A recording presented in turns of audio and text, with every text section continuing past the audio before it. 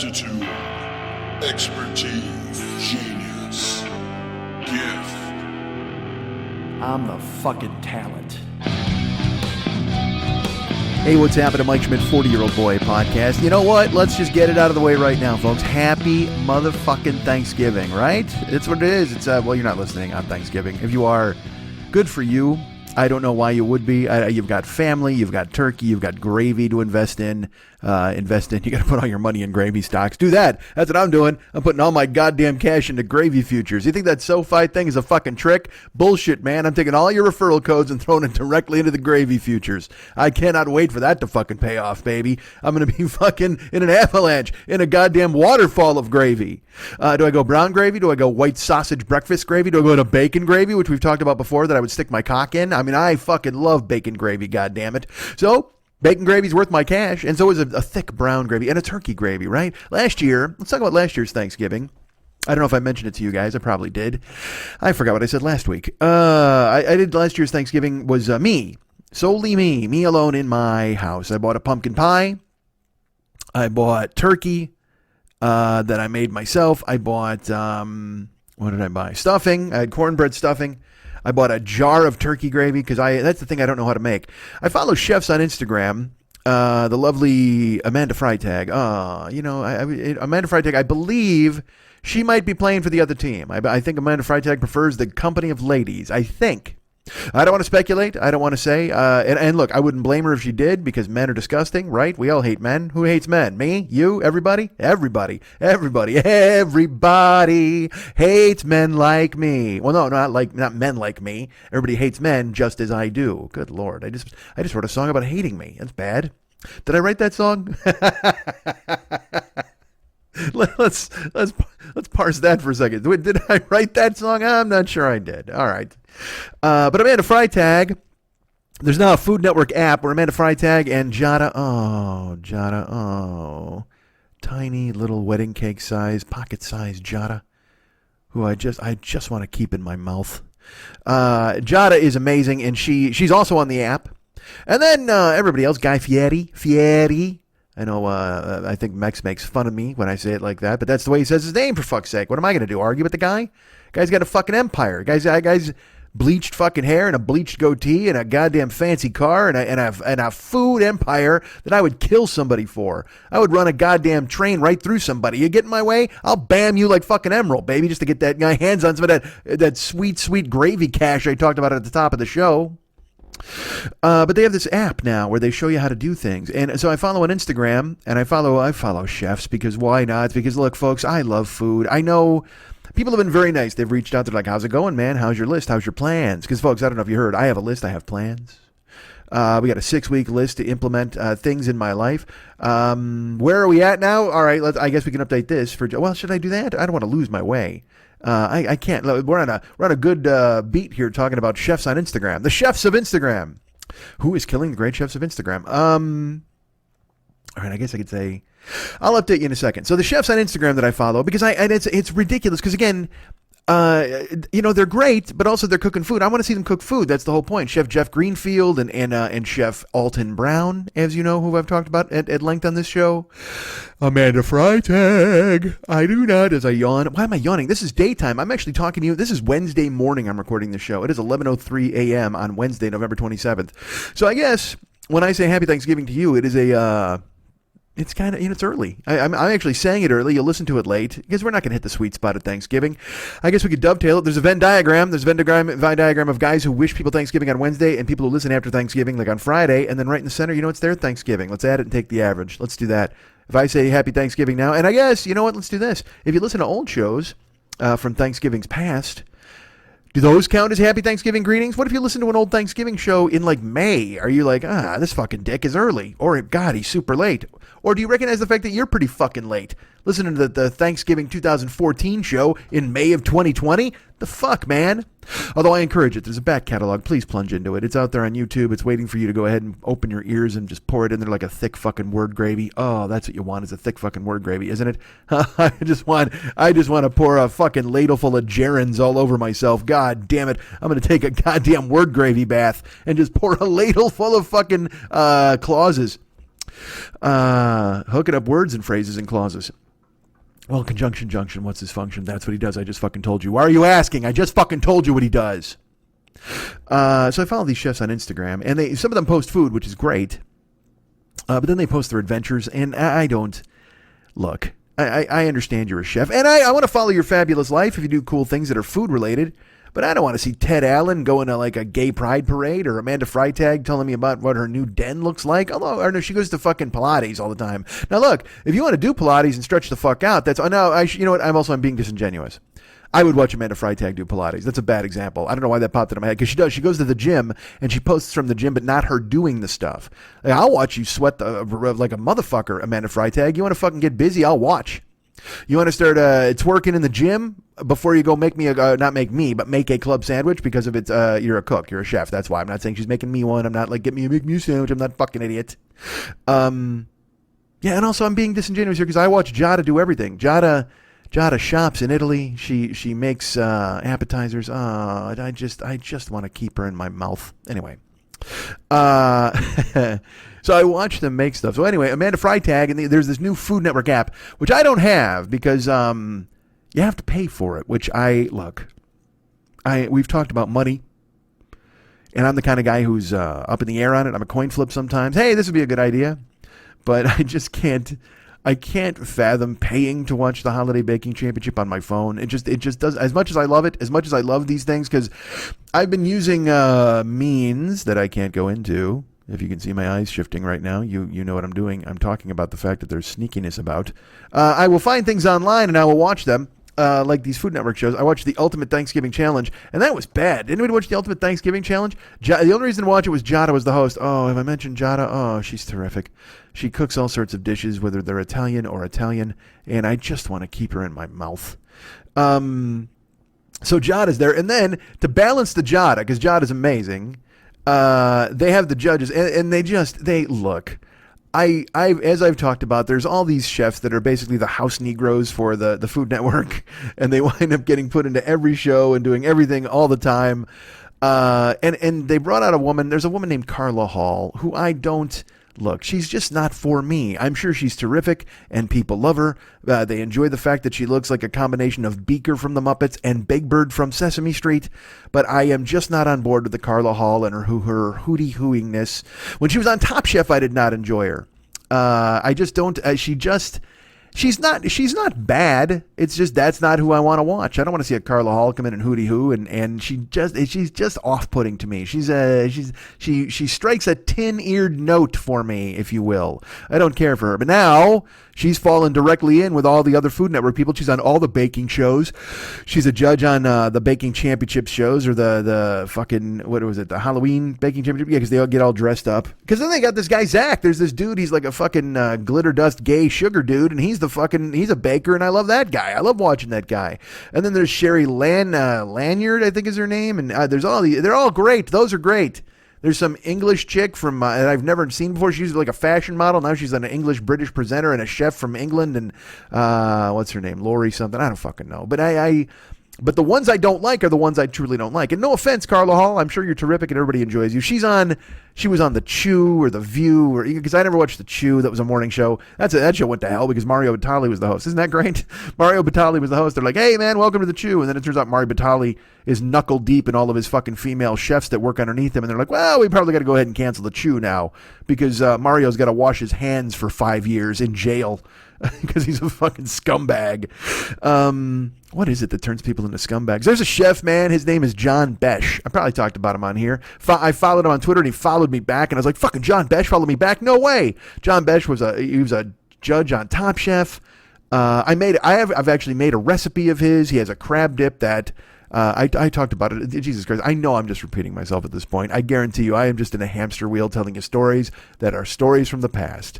But Besh had, because I know I did this, because one time I was with my ex-wife, and I was like, I watched John Besh make this crab dip on PBS. I'm like, I got to make this crab dip. So I went to Whole Foods, and I grabbed all the ingredients, and I put it on the belt, and they rang it up. And I didn't realize that jumbo lump crab meat was like $24 a container, and I bought 3 of them So by the time they were done ringing up, it was like $99 for a fucking crab dip. And I'm like, you gotta be kidding me, man. You're supposed to stuff it in tomatoes. You come home, you mix it up, you stuff it in tomatoes. And I brought the tomatoes, and I'm like, I don't want to hollow out any fucking tomatoes, man. So I just bought bread and crackers, and we ate it like that. And god damn, was it delicious. Hey, you know what? Worth $99. If you're there's a reason rich people are fucking rich and they eat rich food like jumbo lump crab meat, because it's fucking delicious. Like a $99 jumbo lump crab meat salad is much better than a fucking $1 Taco Bell taco. Now look, you can find joy in a $1 Taco Bell taco at 2:00 in the morning when you're fucking half loaded or whatever the fuck. But dude, if you were fucking, it depends on what you're drinking. Like if you just drink fucking PBR all night and you're like, god damn, I'm soused, I can barely see straight. Let's see if I can somehow get my car into the drive-thru and grab myself $1 worth of tacos here at Taco Bell. Oh, that'll quell the rumbling in my gut. Meanwhile, you'll get rich people. They're like, well, perhaps I will drink some Malort and go home. I will have Jeeves take me home. I don't know why Jeeves is driving. He's a butler. I'll go and have some more Malort and some Dom Perignon, and then I'll have some crab dip. Is there any, honey, Muffy, darling? Is there any of the crab dip left from the party in the fridge? I don't know who this guy is, but that's my rich guy. My rich guy is a cross between Ted Knight and Bill Daly from I Dream of Jeannie. Jeannie, Tony, we're waiting. Well, we're waiting. Where's that crab dip? Spaulding! That hat looks good on him, though. All right, so crab dip. I don't know how the fuck did I spin off? Oh, Besh. So fucking Besh makes this crab dip, right? And I see it, and I'm like, I gotta have that crab dip. So I run to the store. I spend $99. I come home and I look. It was fucking amazing. It was so good. To the point where periodically now I will have some sort of PTSD flash where I'm like, man, I want that crab dip. Like I only ate it twice in my life. Yeah, that's right. I went back and spent $100 again. I think actually I took a little off the sides that time where I was like, I'll buy 2 containers of crab. Like I couldn't make the chunkiest crab dip in the world. Chunkiest. And also, by the way, the second time I made it, I think I just made it for myself. So, and how's that for a lonely fucking story? Oh, dude. Hey, I made $100 worth of crab dip for me and my ex-wife. And then she left. And then years later, I was in my home and I said, I would love some of that crab dip, but it's just too sad. There's nobody likes a sad appetizer. Nobody, isn't that gross? You're like, oh man, I'd love to eat a crab dip. It sounds delicious, but that's just a sad appetizer because it reminds me of my marriage ending. But I did it, man. I ran the fuck out. I was like, it was one of those things where, again, in the middle of the day, I'm just like, fuck this. I got to have some crab dips. So I went out and got it. Like I said, I think I bought just like 1 container of jumbo lump crab meat. It wasn't $99 the second time around, is my point.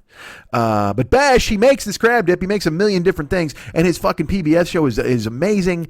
He's a Southern chef. He makes great food. He's been a judge on Top Chef. And then it comes out that John Besh, oh, well, he might have gone to conventions and brought his personal assistant and told her that she had to sleep with him and made her sleep in the same bed, which, look, I don't claim to know the machinations of seduction or rape, and I know that they're not the same thing, but whenever I hear made her sleep in the same bed, I always get a chill because I know exactly what that entails, where she felt like she had no choice. That thing where a woman is put in a position where she thinks, I mean, this is a superior.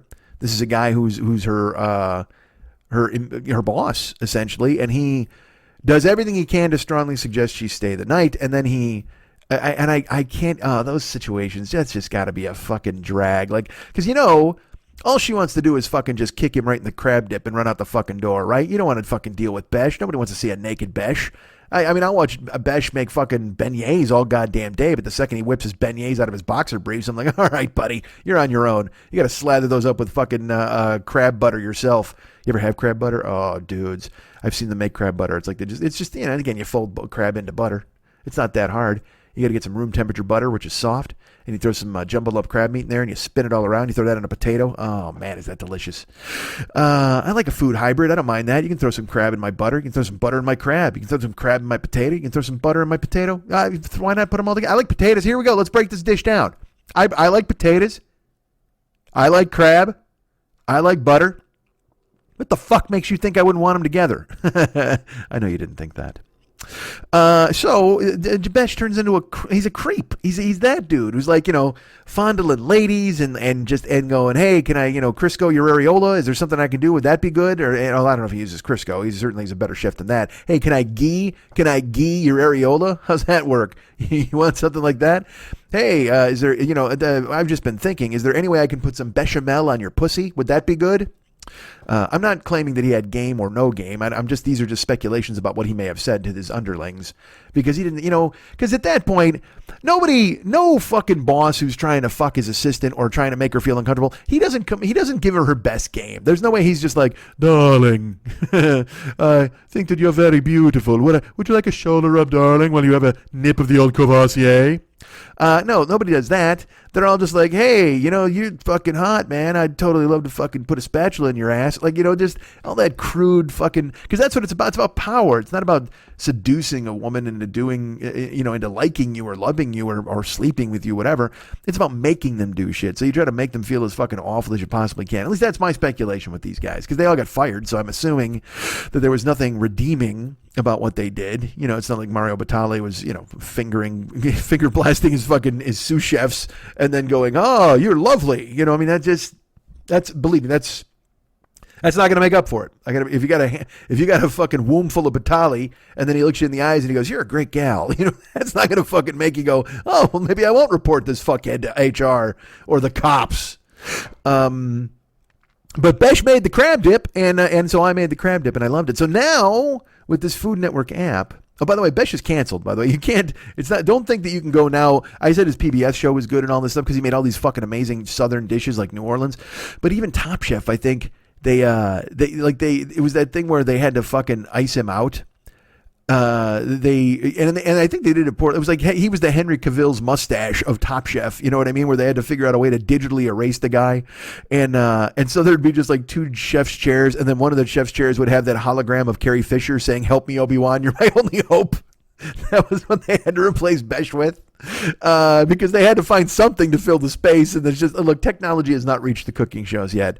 It's spoons and spatulas. That's it. Nobody's got a fucking hologram technology they can use on a goddamn cooking show. I mean, look, Guy Fieri's got a bleach budget that'll fucking choke a small nation, and he's just yelling at people to cook shit. That's it. There's nobody out there going, well, what if we advance the technology? Fuck that. Chopped is literally just, hey, do what you can with these green beans, you fucks. They should call that show. That's exactly that's the new name of Chopped. Chopped makes it sound like, oh, it's fancy. No, fuck you. Do what you can with these green beans, you fucks. That's my new title for Chopped. So this app on the Food Network, they explain to you how to do things and how to cook things. And with Thanksgiving upon us, I usually just I on Instagram, I post what I post. I'm not interactive on Instagram. Nobody wants that, because Instagram is just, again, then you're just part of the great unwashed. Nobody wants to be part of the masses. I follow chefs. There's a couple of porn stars I follow on Instagram, because why not? And then there's this one dude I found. All right, I don't know if I talked about this on the show or not. I found a chick on Instagram, and I don't even know. Like, I can't figure out how this even came about. I mean, I'm sure she's doing well. She got a Patreon. She's making money. She's got 1 billion followers. She's got 3 different accounts because they keep canceling one of her accounts because she keeps doing things that she shouldn't. I don't know where she's from. I don't know her fucking name. I think her last name is Flock, as in flock of birds with an E at the end. But I found this chick, and I was like, what the hell? And it's funny, I found her in the summer, right around when Ahmad was here. And one time I pulled up a picture of her and I held out the phone to Ahmad, and he's just like, what the fuck? What is that? What is that? Because let me explain to you what this woman does. This woman is Flock Yoga, I think. Flock _ yoga or Flock _ art. I don't know. She's got, like I said, 3 different accounts. And do I follow them all? Well, of course I do. Why wouldn't I? I told my brother about it too. It's a woman, and I don't know where she lives.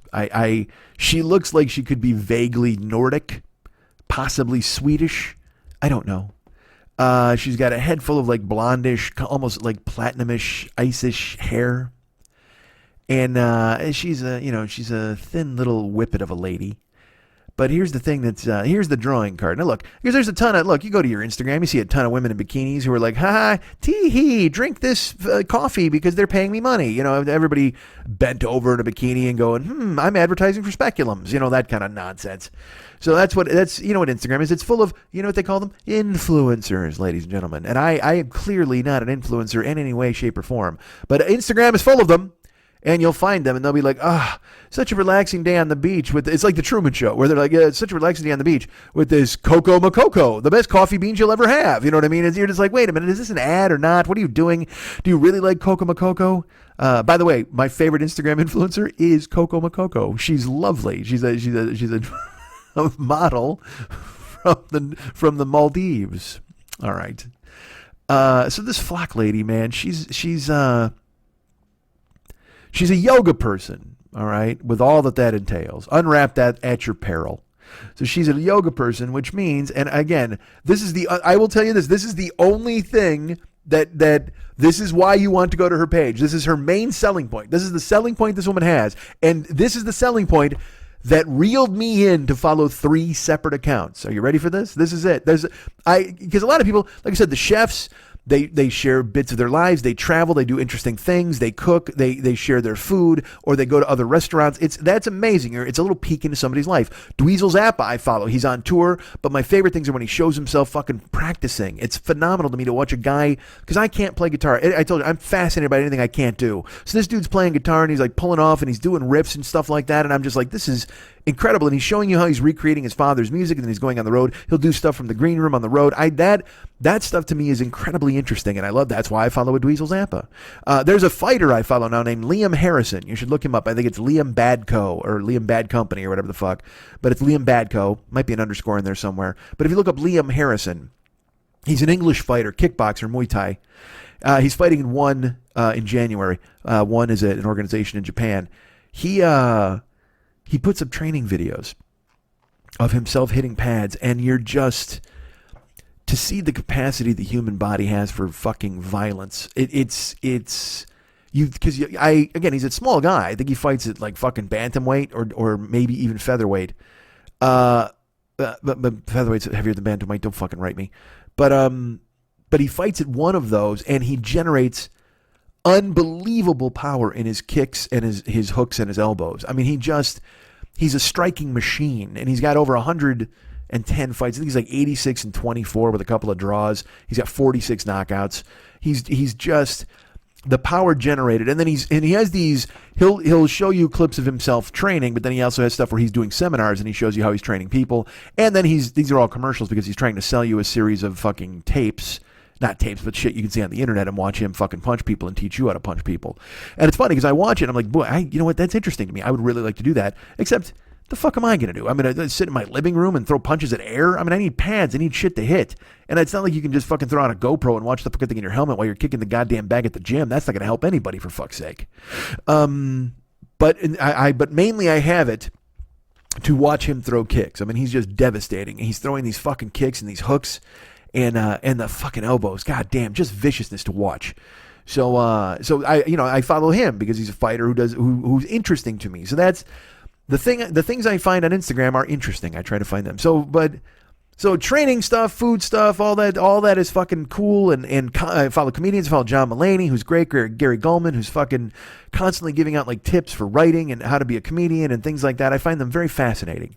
And then.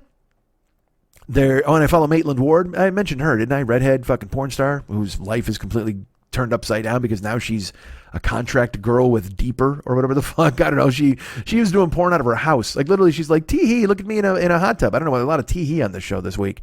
She's like, look at me in a hot tub. Hey, check out my nipples. Hey, I'm dressed up like a Wookiee. And then now she's like, hey, now I'm a pincushion. I got 5 cocks in me. Check me out. I got 2 fistfuls of cock. And look at me. I'm going to give this guy a foot job. Hey, Manuel Ferreira, how you doing? You want to come in my hair? Okay. You used to dress up like fucking stormtroopers. And now look at you. All right. And good for her. She's making a fuck ton of money. I'm not judging anybody. And I like watching. You got me. You reeled me in. And I'm simple. I'm going to watch fucking anything. I told you, I'll watch somebody stir batter. I mean, and which is kind of what Maitland Ward is doing, really, in the abstract. But I'll watch Maitland Ward, pose in a bathroom with her nipples hard. I don't give a fuck. That's fine. I'm in. Christy Mack, you want to bend over a few times and do the splits in a doorway? Oh, dude, you want to see something? Christy Mack, she'll put up a picture and she's doing the standing splits in a doorway. So like one foot's on the ground and then the other foot's at the top of the fucking doorway, and she's doing a standing split against the wall. Which I actually, it's funny. We have a friend who can do that. And this will sound weird. One time at the Christmas party, a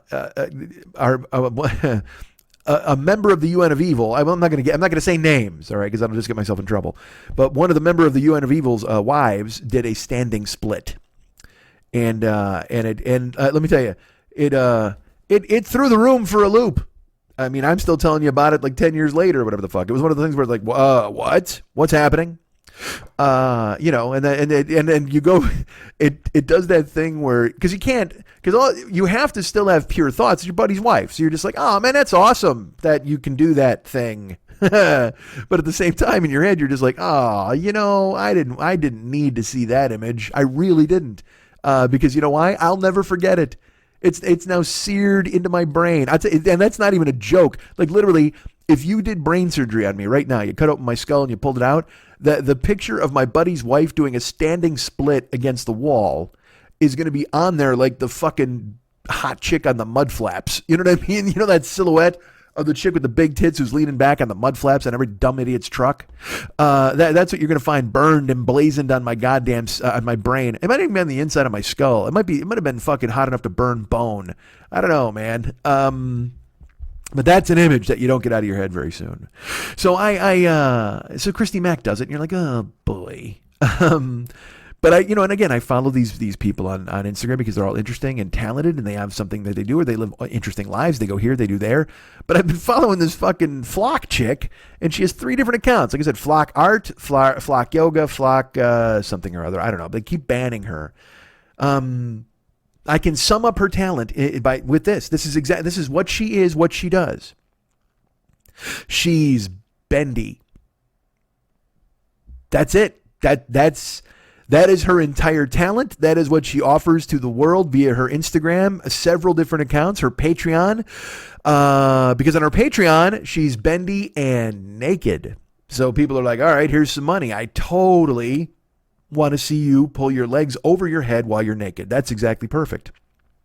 Because that's what she does. But here's the thing, dudes. She doesn't just look, we've all seen somebody pull their legs over their head, right? We've all done that.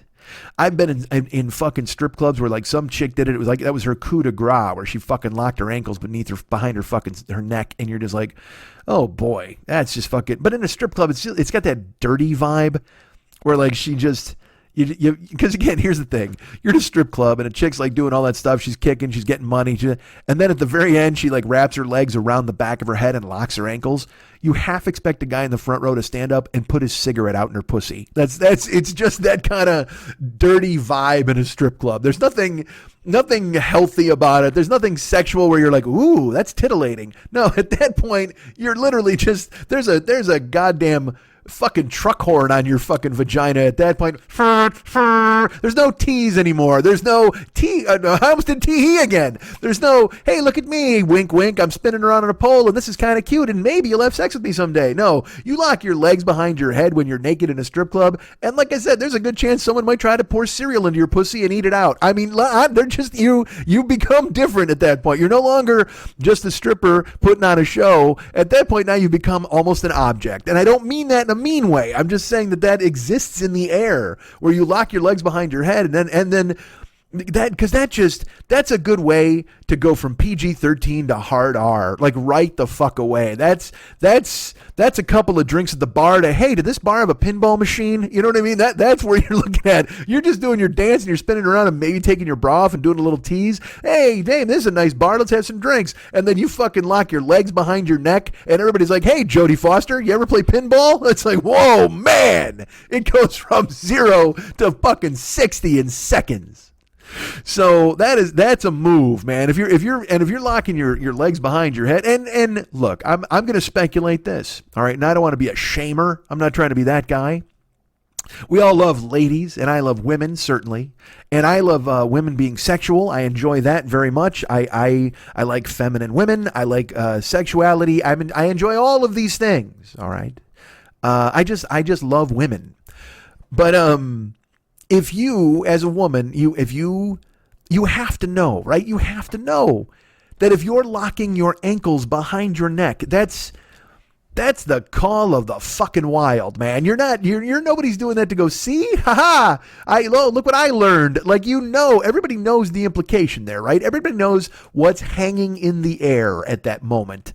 Whether you learned it in yoga, whether you learned it in high school as a cheerleader, whatever the fuck, there's the inherent sexual fucking toxic brew that emits from every dude within a fucking 5-mile radius when you lock your ankles behind your head. And I'm not saying don't lock your ankles behind your head. By all means, do it. It's fucking sexy and amazing, and also just kind of raw, and you're just like, what the fuck, man? And it's awesome. And if it enhances what you do and you like it, maybe you like watching from that angle. I don't fucking know, man. This got weird. But this girl does it in her yoga thing. She locks her ankles behind her head, and then like her arms are on the inside, and she'll put up like naked pictures on Snapchat, but like with her hand covering strategically things that she needs to cover. And sometimes she doesn't cover them nearly enough, and people are just like, well, how you doing? We're going to ban you for a day. And that's why she's got all these other separate accounts. But also the thing about her is she just looks, she really looks like she'd come to your house and she'd be super bendy. And then when you weren't looking, whatever pet you happen to have handy is going to wind up in a stew pot. You know what I mean? She just looks rabbit boilable. Does that make sense? She looks like she's not going to be ignored, Dan. Clearly, as she locks her fucking ankles behind her goddamn neck. She just has that, and again, I'm not casting aspersions. Who am I? I'm a fucking nobody. I'm sitting at a desk in a suburb. But she looks a little crazy, and also looks like she embraces it, like she's on board with that. She's like, yeah, I might be a little nuts, but look what I can do. And then she does all this crazy shit, folds herself into a wallet, and you're like, all right, great. But all of her pictures, man, so again, locking your ankles behind your head, that's a move. All right, that's a serious move. But I've seen it before. That's my point. I've seen it in strip clubs, and like I said, the whole atmosphere in the room changes. Everything kind of just goes, all right, what the fuck is, seconds ago you were a stripper and we were titillated, and now you're on the ground with your legs behind your head, and at some point some dude is going to jump on stage and plant a flag and claim this woman for the United States of America. I mean, honestly. But Bendy Flocky, yoga woman on Instagram, she doesn't just lock her legs behind her head, folks. She doesn't, it's not, no.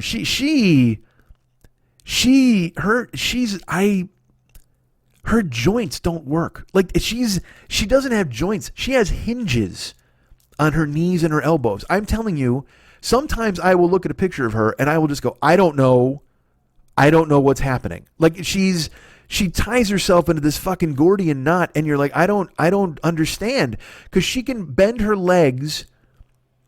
Okay, like, the hinge where your hip is, you know what I mean? The top of your top of your thighs, your hip, that's bendy. You're swinging it around, but then she can fold her legs, like from the knee sideways. I can't, unless you see it, it's unexplainable. But let's put it this way, if you did it to an action figure, it would break. It would snap right in your fucking hands. She looks like the aftermath of somebody who fell from a trapeze. I mean, she's on the ground in a pile. And you're like, this is like a hay bale of limbs. Like, what the fuck did you do to yourself? But she's got her fucking arms twisted and her legs fucking spun.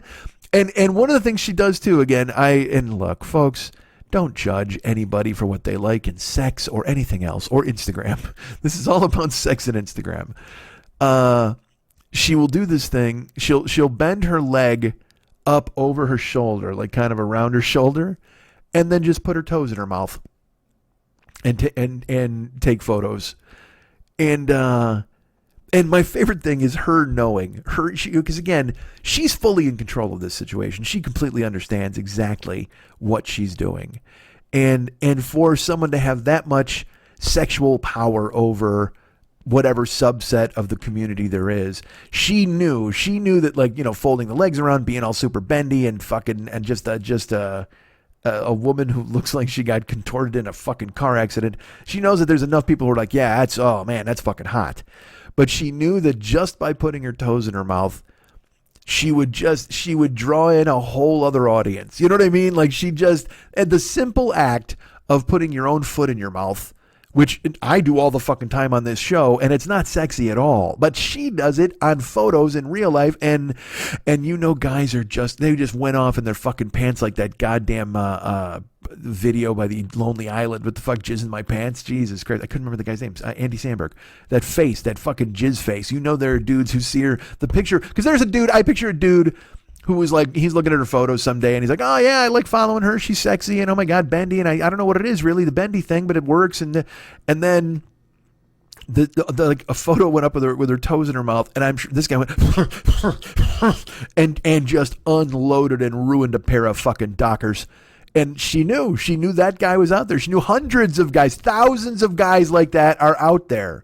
I mean, how many times have you seen people on the internet? It's a girl and she's like, hey, I just got my PhD in ancient history and I'm looking forward to starting my job this weekend at Rutgers University as assistant professor. And a guy writes, show your feet.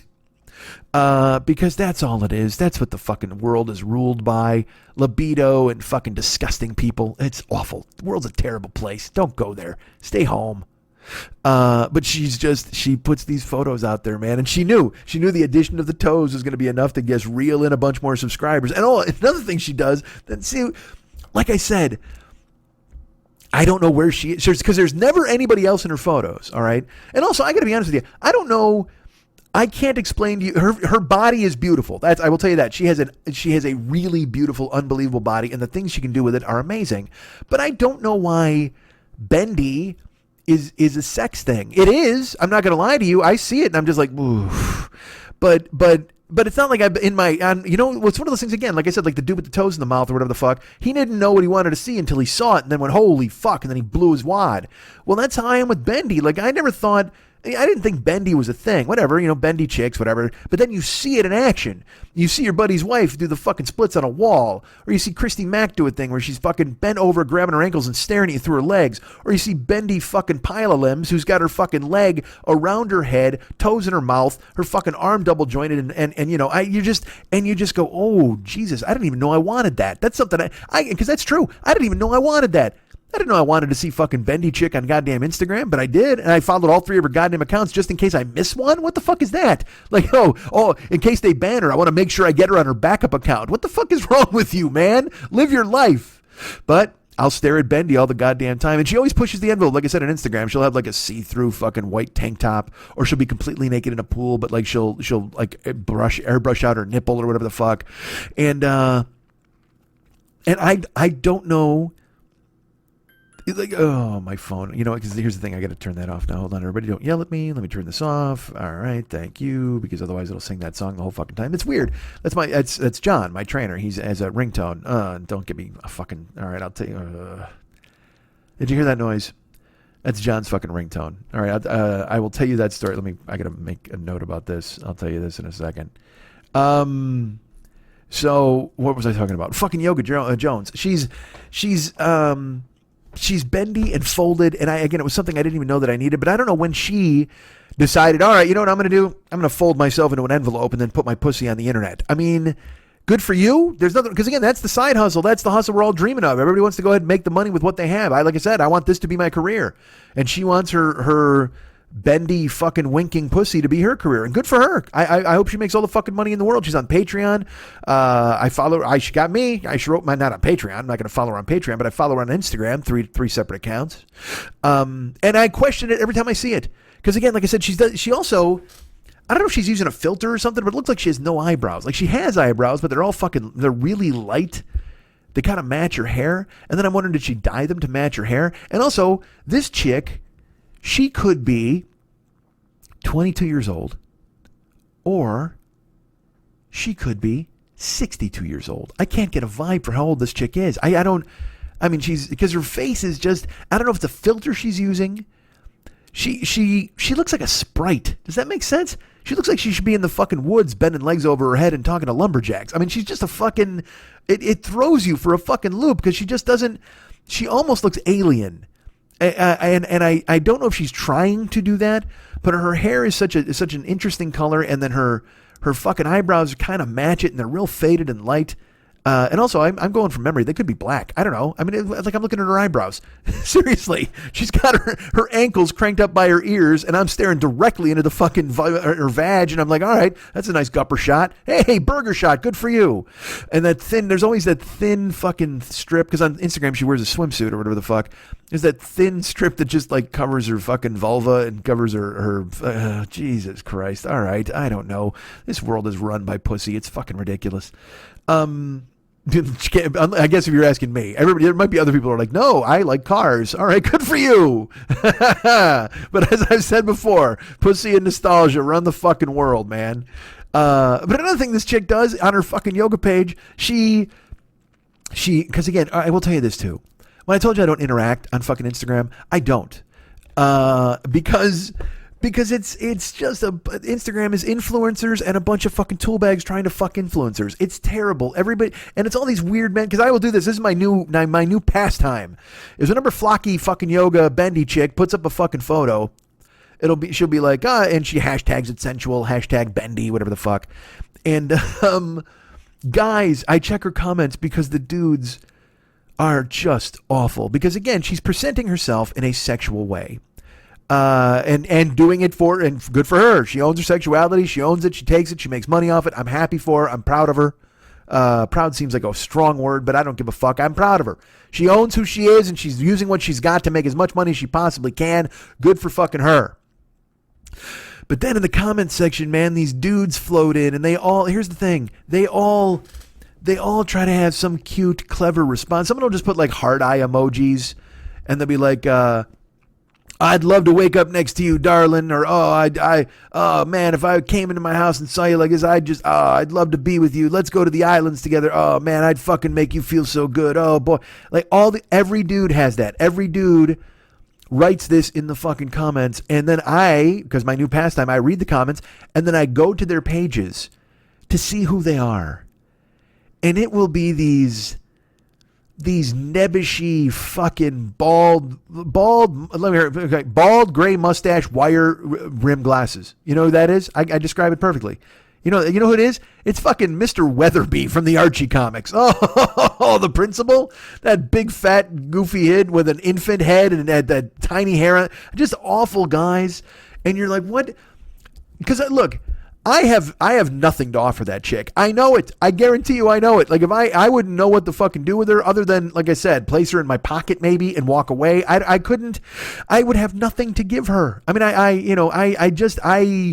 as I've talked before, you just do that thing where sometimes you see somebody and they're so beautiful or sexy or out of your fucking league. Like you'll see, I talked about it before, and look, when Lily was around to take the edge off, it made sense, but I'll say it now.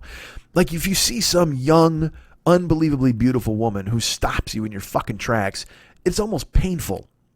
Because you're just like, oh man, that is just fucking wow. And in your brain, you're like, you get all this weird remorse. Like I could never have her. I would never have her. And in your brain, look, you can extrapolate and go, well, I don't want her. I like a mature lady. And all that's true. That's fine. But on a purely carnal level, when you see some fucking unbelievably hot woman or man on the street and you're just like, oh no, I can't, I'll never, I couldn't possibly. Like, I should go hand this person $20 because I saw them. Like, honestly, it's that sort of feeling where you're like, I feel like I ruined their day by looking at them. They shouldn't be gazed upon by one such as me. Look at them. They should be borne aloft on the shoulders of strangers or floating in a cloud. There should be a blue fucking genie granting them every goddamn wish and a fucking Jafar trying to kill them. That's how fucking amazing those people are, goddammit. Is Jafar the bad guy? I don't know. Maybe he's the prince. You know what? Fuck yeah. Jafar wants to kill him because the hot guy stole the genie. If there's a hot guy fucking, like I said, just giant cock and fucking and ripped fucking abs and just gorgeous chin and you're like, oh, man, I don't even know what to fucking do. That guy's not even the same species as me. So I couldn't possibly think about talking to that guy ever or saying hi. You just see some beautiful woman with just, and that's what I feel about Flocky with her bendy yoga stuff. I'm like I said, she looks vaguely alienish, vaguely like she's from another planet, but also she's all fucking twisted up and like I said, sometimes it's sexy, and sometimes you go, man, did you fall down a lot of stairs? Like, what the fuck happened to your body? But she's fine. She's happy to do it. But I don't understand these dudes who wander into the fucking comments and they're like, well, my dear, I'd love to treat you to some chops and a nice red. Fuck you, man. You're trying to make a date with Flocky Bendy? That's not fucking happening. You're not going to rail some fucking chick who's got upside down vagina and toes in her mouth. You don't stand a chance, Weatherby. Back the fuck off. So terrible to see these guys just wander in and be like, well, darling, I'd love to mess that hair up one day. Let's go and hit the trail to get... Shut the fuck up. Man, you shouldn't be allowed to look at her pictures, let alone write a fucking comment. But I say that knowing full well that that's exactly who she needs. She needs those idiots that think they have a chance in order to join her Patreon and give her money. That's the con. That's the grift.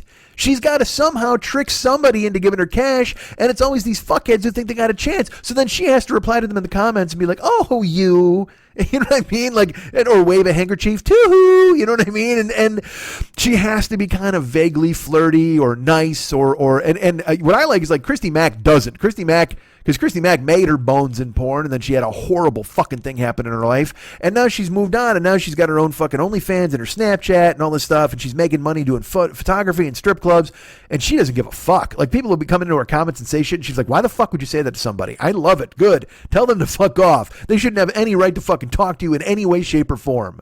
But Flocky Bendy... You know, she hasn't made her bones. You know, Christy Mack's a name. Flocky Bendy, she just needs fucking all these dudes to fucking come up and queue up and think that they want to, hand her money because they want to stare at her in upside down positions. And she has to encourage that. Like, you know what she does? Because I will tell you this, and part of me, like, I truly don't know if she... Maybe she likes it. I couldn't tell you. I don't know, because sometimes there are people who crave that kind of attention. Any kind of attention is fine with them. I mean, look, dude... If you're fucking upside down staring at your own clit, I mean, obviously you've got some sort of look at me vibe, some sort of look at me gene inside of you, right? I mean, if you're able to gaze into your own anus, if you're able to do a weird split bend and stare directly into your colon, then obviously you clearly have some sort of, hey, check this out inside of you, especially if you're putting it on the internet, okay? I mean, if you're selling your thongs to people, obviously it's not just...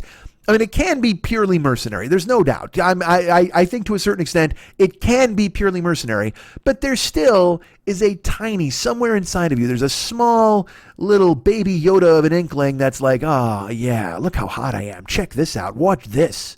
And rightfully so. Dude, when I fucking lose weight, I always feel fucking amazing. I want to take photos. I mean, I take photos of myself now. I look like a shitbag. But I mean, a lot of the times I fucking want to go, oh, man, look how good I look. I find in my phone, I've got photos from when I lost all my weight. Dude, I should use one of those now. Yeah, you know what? Fuck it. That's what I'll do. I'm going to use, all right, this is a good way. This is a good backdoor into here. I'll go ahead. This week's photo. Look at your iPod. I'll use a photo from when I lost weight, and I was really, really feeling myself, and I took a photo. I keep them in my phone. I keep stuff from photos from when I was at the gym, lifting and working out, 110 pounds ago or whatever the fuck, when I looked really good, in my opinion. You might not think I look really good, but who the fuck cares? It's my show. I'll say I thought I looked really good. But there's that vibe in you. There's that little tiny thing that goes, hey, man, check me out. Hey, look at me. Hey, look at this. And it's funny. Everybody does it, man. Everybody puts up photos. You know who does it? Max. Max, he cracks me up because it'll be like, you fucking, you make you got that photo face, that selfie face, like I accentuate my dimple, or I smile a certain way, or I smirk. And he pretends like he doesn't put up selfies every day, even if he's got a meme or writing on it. You're still putting up a photo of yourself, dude. I mean, don't pretend it's not a photo of you. And I know it's not a thirst trap, and I know you're not trying to lure people in, but are you, or aren't you? Do you have somewhere inside of you, like, didn't you think that was a good photo of you to put up at some point? I mean, if you're putting up any photo of yourself, anyone at all, you've got to be thinking to yourself, well, this is the good one. I mean, I asked Max, he'll tell you. Max will be like, send me a photo. I'll send him 30. Not even joking. I'll go, hey, here's 30. And he's like, stop. He'll write me. He'll go, quit fucking sending me a million photos. Just pick one. And I'm like, well, you pick, because I don't know what you're going to do to it, so pick the one that you think is best. And he's like, I don't want a million fucking photos. And I get that. But I mean, I'm trying, we are all trying to find our best angle. And if your best angle somehow shows off your vulva, good for you. If your best angle involves having your toes in your mouth and hard nipples, good for you. Make as much money off of that as you possibly fucking can. But she has to trick these dudes into coming into the goddamn comment section and writing stuff like, oh, I'll tell you what, I would bend you over, ha ha ha, you know, whatever the fuck. And I'd flock your yoga. I'd downward your dog. Ha ha ha ha. Fuck you, you scumbag. You have no chance at this chick, and it's depressing to me that you even think you have a shot. But they do. They come fucking out. Reply guys, they're there all the time. So here's the thing. Like I said, she has to encourage that, right? Because she wants to get money or whatever the fuck from these people. So here's what she does, and it makes me laugh. Because I don't know. Like I said, there's something, she could be weird as fuck. She'll get fan art, okay? And it's always awful. It's always some pencil drawing that somebody did, and you're like, oh, I don't know what study hall you crafted this in, you fucking hump. Did you think this was going to be the thing that win you over? Hey, you know what? I'm going to draw you with tentacles going to all of your orifices. How about that? Because that's what it is. Like, literally, she'll get fan art of her fucking aliens. Because I guess that's what comes to mind when you see her bent into so many different positions. You think to yourself, well, there she is. She's twisted up. She's bent. She's doing this. She's doing that. And it's very alien-like. So why wouldn't she have sex with these aliens I'm drawing? I mean, I guess that's where small minds go. And they all do, man. They fucking paint this fan art of her. They draw it, whatever the fuck. And then they send it to her. And it's always her bent over like a railing with her legs over her head. And then there's aliens with like a tentacle in her, she's got her toes in her mouth and an alien tentacle in her mouth, and then there's aliens behind her. And here's the weird thing, like, she's naked in the fan art, and she still posts it on Instagram, and I'm like, dude, you're always getting banned. Here's why. Because they draw her naked. They don't even draw her like with, there's no modesty in the drawings of a woman fucking an alien anyway, I guess. But when they take all of her clothes off, and then, you know, so there's her, you know, her drawings of her nipples and her fucking vagina, but stuffed with tentacles, and she'll post it and she'll be like, great fan art from Ron in Tacoma, Washington. And I'm like, what the fuck are you talking about? Because I truly believe, like I said, she needs to grift these dudes. She needs to hook them in and make them think that they have a chance. That's great. Because they're all thinking, you know, look, I'd love to put my toes in your mouth. Ha, ha, ha. Shut up, you disgusting fucking hunk of flesh. But she needs that disgusting fucking hunk of flesh to think that he has some sort of chance. So he supports her and sends her fucking money. So she has to encourage it. So she puts up that fan art, no matter how ludicrously awful it is, man. It is fucking off-putting to the extreme, in my opinion, but maybe not to her, because that's another thing. I go this route. Maybe she's not just trying to go, oh, well, I'll put up this fan art so this guy keeps sending me money. Maybe she really gets off on the idea of guys drawing her naked and fucking some guy from space. Because I told you, man, I don't know anything about this woman. All I know is that you could carry her out in a suitcase. That's the only thing I know. I know that she would fit in your duffel bag. That's the only thing I know about this lady. But I told you, just by looking at her in her eyes and in her face a little bit, you can see that kind of, it's a little glazed over. And now look, that could just because she's fucking displaced her fucking septum or whatever the fuck by bending her head around. I don't know. But there's something about her that looks like maybe she enjoys the idea that guys are jerking off over her and drawing pictures of her getting railed by aliens. Railians. She's getting railianed. I don't know. I can't figure it out. But she puts up the fan art, and every time she puts it up, I'm like, you fucking disgusting clowns. How the fuck would you give this to her? Why would you send this to her? But she posts it, so maybe she digs it. Maybe that's her deal. I don't know. How the fuck did I get on that? Jesus, what did we talk about her for a fucking hour? Go find her. You'll know exactly what I'm talking about. Fucking light eyebrows and dark eyes. And she's got like, it's I always think of fucking Quint in Jaws because she's got a doll's eyes, like a doll's eye. Because her eyes are black. Her eyes are black, like a doll's eyes. Oh, the old ladies of Spain. All right. The Spanish ladies. Lady. All right. My ringtone. That's what I wanted to fucking tell you guys about. All right. Here's the thing. I'm going to tell you this story, and I'm sure I shouldn't, but fuck. That ringtone reminded me of this. I don't. Here's the thing, guys. I just want to be a normal guy. I just want to be a happy person. Don't you? Don't we all want to be happy guys? Don't we all want to be happy people? Yes. All right. I shouldn't, but all right. I have a friend who's like really nice, and she's I've been talking to her recently. She's lovely, and she she's a friend of mine, and I got kind of seeing her. I guess I don't know what yet. Things are whatever. But I just I don't want to be judged anymore. I don't want to. And I know we're all going to be inevitably, and you have to behave certain ways in certain situations, in certain relationships, and things like that. But I'm not even ready for that yet. I don't know, and I'm making too much of this. I'll just tell you, fuck. She's lovely, and she listened to last week's show, and she wasn't happy. I don't know what to do with that. I don't know what the fuck to do. I don't want all of my words parsed when I fucking talk. This is a person who let me give you a little history. She doesn't know the show. She's only recently come on board the show, and she doesn't know any of the history either.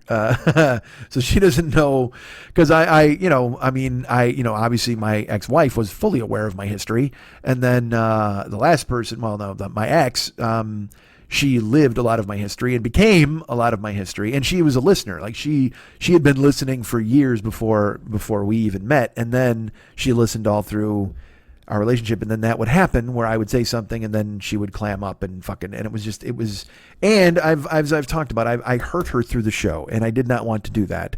And here I am telling this fucking story, which is just going to do the same fucking thing. And I don't want it to, I want it.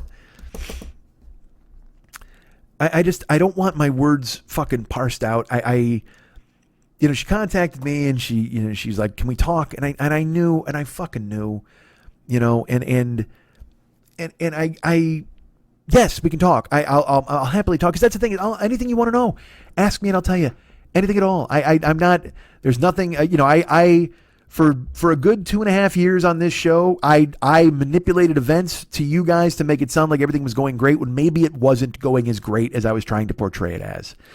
And I just decided I can't do that anymore. It's like when I did that show after Minneapolis, I just said, hey, I can't, I've basically been keeping you guys in the dark for a couple of years. And that, but I did it for what I thought were good reasons. And so I decided I can't do that anymore, man. I tell your stories. Tell your stories. So, she said, can we talk? And I said, yeah, and I didn't, like, in my brain, I thought something was up. Cause again, this is very early. This is all very early. And so I contacted her and we talked, and she said, hey, I want to talk to you because, I listened to the show and I know you've been having a bad week. And I said, yeah, it's kind of a rough time, and I said, but I don't want to talk about it. Like, that's the thing is I didn't say to her, I don't want to discuss this, but listen to me. Ladies, you can attest to this. Men, maybe you too. There is nothing more off-putting or boring on this planet than somebody you're dating or seeing or getting to know going on and on about their ex to you. Because what the fuck, man? Either get over that shit and move the fuck on, or you shouldn't be even in a room with me at this point. You got to have all your fucking stuff squared away, or you at least have to have it squared away enough to where you're not vomiting it all over the person who you're going to try to sleep with. You know what I mean? It's like, it's not an aphrodisiac for someone to tell you about how shitty their ex-boyfriend was. And you're just like, great, that guy sounds like a cunt. More wine. You know what I mean? What the fuck do you do? So she's like, it sounds like you had a rough week. And I said, yeah. And she goes, well, I wanted to talk because it sounds a little, there's some things you said. And she said that I lied to her. And she said I lied to her because I had told her, here's why. And this is why I'm even telling the fucking story. She said that, because I had told her that my trainer is the only person who has a ringtone in my phone. That's true. John is the only person who has a sound that comes out of my phone, because if he ever cancels in the morning, fingers crossed, because I don't want to go to the fucking gym, he can text me and I'll hear the little song and I know it's him, and I can grab the phone and he can either say, hey, can we go earlier? Can we go later? Whatever the fuck. So he's the only one, because he's the only one I need to answer right away, or it'll dictate. And I do it accordingly. Like if someone, if I'm applying for a job or something, certainly whatever that phone number is, I'll give it a ringtone for quickly. So I'll always know that. But the only person I know who has a ringtone is John. But then I told the story last week about how about my ex's ringtone went off on my birthday. And she said that was a lie. You lied to me. I don't know. And she said, I don't even know why you would tell me this. You'd go to the trouble of telling me that your trainer is the one who has a ringtone when obviously she has a ringtone. And dude, I was fucking furious. I was fucking furious. And I shouldn't have been. I know I shouldn't have been, because people have questions and that's fine, and answer them. But I don't fucking lie. I didn't fucking lie to her. I didn't lie. And I even said it. I didn't fucking lie to you. I didn't lie. She goes, well, okay, but I feel it was a lie. And I go, I don't know what the fuck that means. I'm telling you, I didn't lie. And I could feel old me, who I don't like very much, coming back. Old me who just gets his hackles up and puts his defenses up and answers in one word, and just because I don't want to be interrogated or put on the spot. I wasn't even interrogated. It was a simple question, but when I answered it, but just the word lie, dude, it just drove me. Because also, look, it enhances all of the embarrassment that I have over the situation with my ex that you fucking heard about last week, kind of, that I touched upon, where I've been trying to shake it and can't, whatever the fuck, and it just lives in me. And I don't want to talk to her about it. The last fucking thing she wants to hear me do is talk about, it's been, this is the anniversary of me sleeping with my ex this week. You know what I mean? Fuck, nobody wants to fucking hear that bullshit. I told you guys it, and that was one thing. But to tell another person who you're possibly seeing, I don't, and so I just went, look, man, I don't lie, and she said, I see it as a lie. And she goes, maybe it wasn't a lie on a conscious level, but it was a lie of omission. And I just fucking, what? A lie of omission. I can't have my sentences surgically fucking taken apart. I just can't, man. I don't, because you hear that kind of shit and there's nothing. What do you say? Okay, yeah, a lie of omission. I just did that, and it's too early for these conversations for me. I don't want to have them. And I know and again, she's great. This is not really about her, but I mean, people have questions and they want to ask them, but I'm sure it's about me going, fuck. And no, it's not. Fuck that. It's not about me. That's a lie. That's a fucking lie. Again, I'm doing it because I'm covering. I don't mean to cover. I understand if you have questions, but if I answer them, to keep saying I lied or whatever the fuck, and I didn't. And then she's like, she was weirded out about she's like, this is kind of, I don't know, I'm trying to remember the word that she used. She didn't say problematic, but it was like, you're going and checking her social media, and all the time, and I didn't know you were doing that 10 times a day, and then you said that, you got photos of her in your phone, and that's really weird. And then it's like, yes, that's right, I get it. I'm trying to fix it. So, I mean, if you don't want to deal with it or you don't want to be here, that's fine. I mean, I didn't say that, but that's what's going through my fucking blood. And again, it's just like, I'm as honest as I can be on here, and then they hear it, and then she's just like, because I don't know, I'm wrong, I'm sure, but I'm not wrong. Fuck, I don't know. But I mean, just lie of omission. I don't want to have that fucking, you know what you want to do? You just want to fucking, I hear that, and I just want to fucking leap into a gorge. You know what I mean? I just want to leap into a gorge and get away from that fucking parsing and the this. Oh, you said that, but you meant this. And just literally just trust fall into fucking nothingness. You know what I mean? Just stare up at a fucking blue sky and white clouds and realize, you know what? This will all be over soon. This isn't going to be a problem anymore. It's going to be fucking great. You just fucking dive and then you land with a flat back thump and you figure it's all over and you look up and then somebody rushes to the end of the cliff you just jumped off and goes, hey, you lied because you said a gorge and this is obviously a chasm, you fuck. Oh, God damn it. So I mean, we had a long, nice conversation, and I think we reached an accord. But in the moment, I felt this thing where I was just like, oh man, I just, it's interesting. You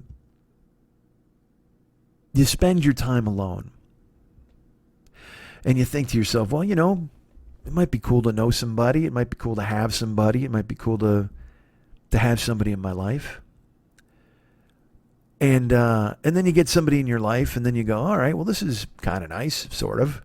And then, because then you want to do all the stuff that you did when you were alone, or do anything you did when you were alone, and you realize, no, man, there's other people involved. Now you can't do that, and it's odd. You have to make, I wouldn't say you have to make a choice, but it's just, your life is different. You have to consider other people if you're going to be with other people. And look, this is not any sort of, I'm not sitting here going, oh yeah, I'm married. I mean, that's not the case at all. But I'm, you get to know somebody, you start talking and hanging out and doing stuff, and that's cool. But then, I can't be, and also some other shit happened, and I don't even want to get into that. And that's, and I shouldn't even tell you that, but I mean, it's, man, how messy is life still, right? You're supposed to hit some sort of stride. You're supposed to hit some fucking, isn't there a point where you hit an updraft and you just start ascending instead of constantly being in a free fall spin because your chute came out wrong and you're hoping to get grabbed by the instructor before you become a fucking street pizza, right? I don't know, man. I can't fucking tell you. And people have been very nice. You've reached out. You've asked me about how am I doing on my list and stuff. Well, the getting to bed at 1, and it's funny because Sunday night I was going to get to bed at 1 and get up at 9. That was the first. I was like, all right, let's fucking do this. And then I wound up in this conversation with this person and wound up talking until like 1:45 in the morning. And I'm like, all right, well, I guess I'm not getting to bed at 1. But I will tell you this: the two of the main things that I needed to exercise from my life are gone, and they have been gone for a week, and that would be. Chocolate and heroin are both gone. I think we all know what I mean by heroin, right? I don't need to fucking say. The social media heroin that I was indulging in is I've it's one step at a time, but it's been a week, since last Wednesday morning. Everything got deleted, everything got blocked, and I have not looked back. And chocolate has been gone as well. And still, gathering, and because food is a thing, man. I mean, I'm trying to figure that shit out. My relationship with food is fucking complicated. I want to just, because in the old days, I mean, I have lost multiple hundreds of pounds. You know what I mean? I 4 different times in my life, I've lost over 100 pounds. Which is not healthy at all. I mean, right now my organs are they're so fucking furious. They're getting together with torches like I'm Frankenstein and I've got them pinned inside me. They're going to run me off a fucking cliff. They're not happy because it puts a lot of stress on your fucking body when you do that kind of shit. It's like when I was taking Axid AR fucking every goddamn day. That's a thing you're supposed to take occasionally if you get heartburn. And you're supposed to take 1 occasionally. Well, I was taking 2 a night for fucking 2-3 years because I didn't want to have fucking acid reflux. So my liver right now has got to look like a raisin. I mean, it's got to be all fucked up. I'm waiting for that fucking shit to rebound and hit me in the fucking face. You do all the damage. But I mean, I'm fine right now. Right now, it's funny. My calves are all fucked up from doing the cardio because I've been lifting hard and doing cardio. And I get to the gym before John and I do cardio and I wind up with, right now in both calves, but more prominently in my left calf, I feel like I have Charlie horses all the time, like permanent Charlie horse, buried deep in my calf. It feels like there's a golf ball of just fucking throbbing. And John showed me all these stretching exercises, and I'm like, all right, well, that's cool. But I don't know. I hate the stretching part. It's so fucking boring.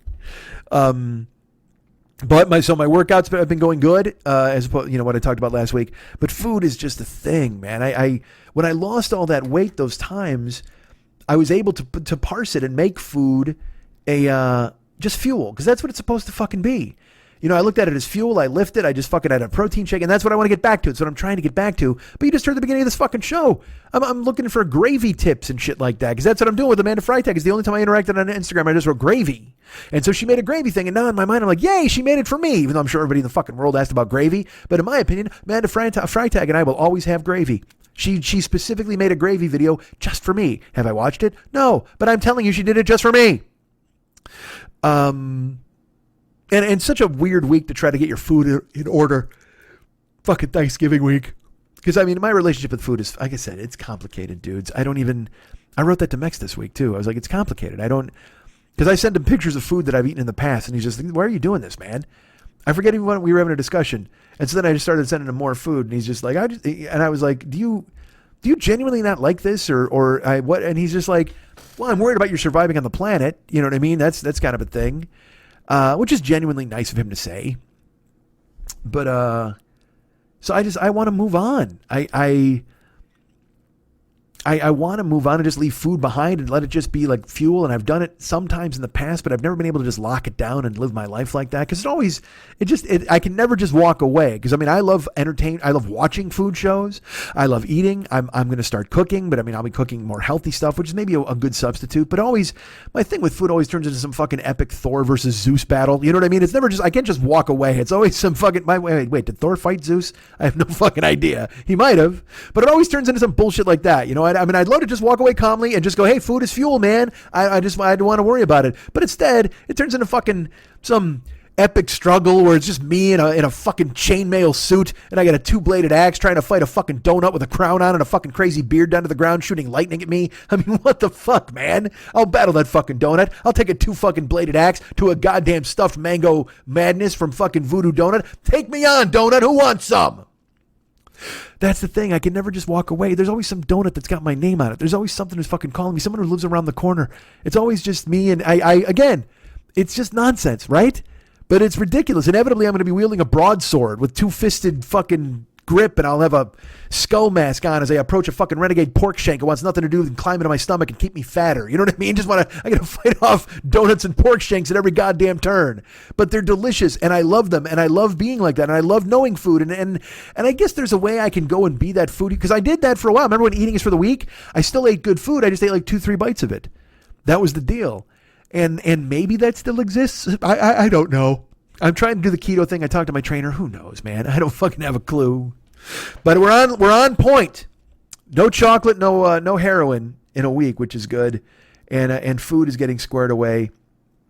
And I had a fitting, if food is gone, I had a fitting farewell when my friends were in town. I didn't even get to talk to you about that last week when the fucking UNF Evil was here for the Bears game. Remember I bitched about how they were going to go have pizza at the Rainbow and all this shit? Well, it turns out, as fate would have it, I actually got to be in charge of the food the entire weekend, pretty much. So on Friday, we went to lunch at John and Vinny's, which was it's an Italian joint that I tried to get us into for dinner, but it was booked. But they were open for lunch, and we went there and we got fucking rigatoni with a 6-hour bolognese. We got a fucking like a persimmon and apple salad. We got a fucking kale salad. It was delicious. We got 2 different pizzas, the LA Woman, and we got a fucking like the Lumberjack, which is a bunch of fucking meat on it and stuff.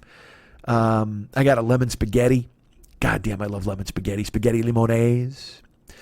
We got meatballs, 2 different plates of meatballs. Dudes, we went fucking off. It was fantastic. And look, I won't lie, man. And also they have really good wine, so they brought a bunch of wine. And I love that bacchanalian atmosphere where you're just sitting at a table going, more of this, more of that, bring this. We want some wine, meatballs, and just me and my friends are ordering food, and it's all going to go on the spreadsheet, and we'll all divvy it up later. Like, Dennis pays for it, and we figure it out later how much everybody owes. I love the way we do these trips, man. We do Arizona that way. They did this trip here to LA this way. It's phenomenal. So to sit there with my friends and we're laughing and we're calling for fucking food and they just fucking say, I go, is there anything anybody doesn't like? They're like, no. So I ordered all the food. And they all ate it, and they're like, this is fucking badass. Everything we ate was so good. And then the next day, so they went out that night. They actually did go to the Rainbow, and they did have pizza. I didn't get to hang out with them. I should have. I really should have, but I didn't. And then Saturday, I went over to the house.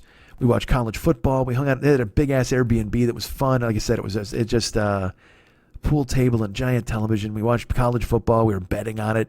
Then we went to Night Market Song for fucking Thai food. And Thai, dude, it was the same deal. They go, Schmitty, whatever you think. So I ordered and I talked to the waitress, and she's like, you want to throw these guys a curveball? And I go, fuck yeah. I go, because, Jimmy wanted chicken pad Thai, and fucking Dennis wanted his coconut soup. But after that, we got a fucking short rib, like a curry. I got, fucking cow soy, I think it's called. And all that fucking Thai food's all got 3 names. You know, Cow Fu Soy, Lip Lap Loop, with fucking Hans Christian Andersen. They got all that dumb shit. Whatever. I think we had a plate of that. We had some Lip Lap Loop. We had some Hans Christian Andersen. Knocked that whole fucking plate down. But I bought pigtails. I didn't tell them. I bought pigtails. They're like, all right, everybody eat these. And they're like, what is it? I'm like, it's pigtails. And some guys wouldn't eat them.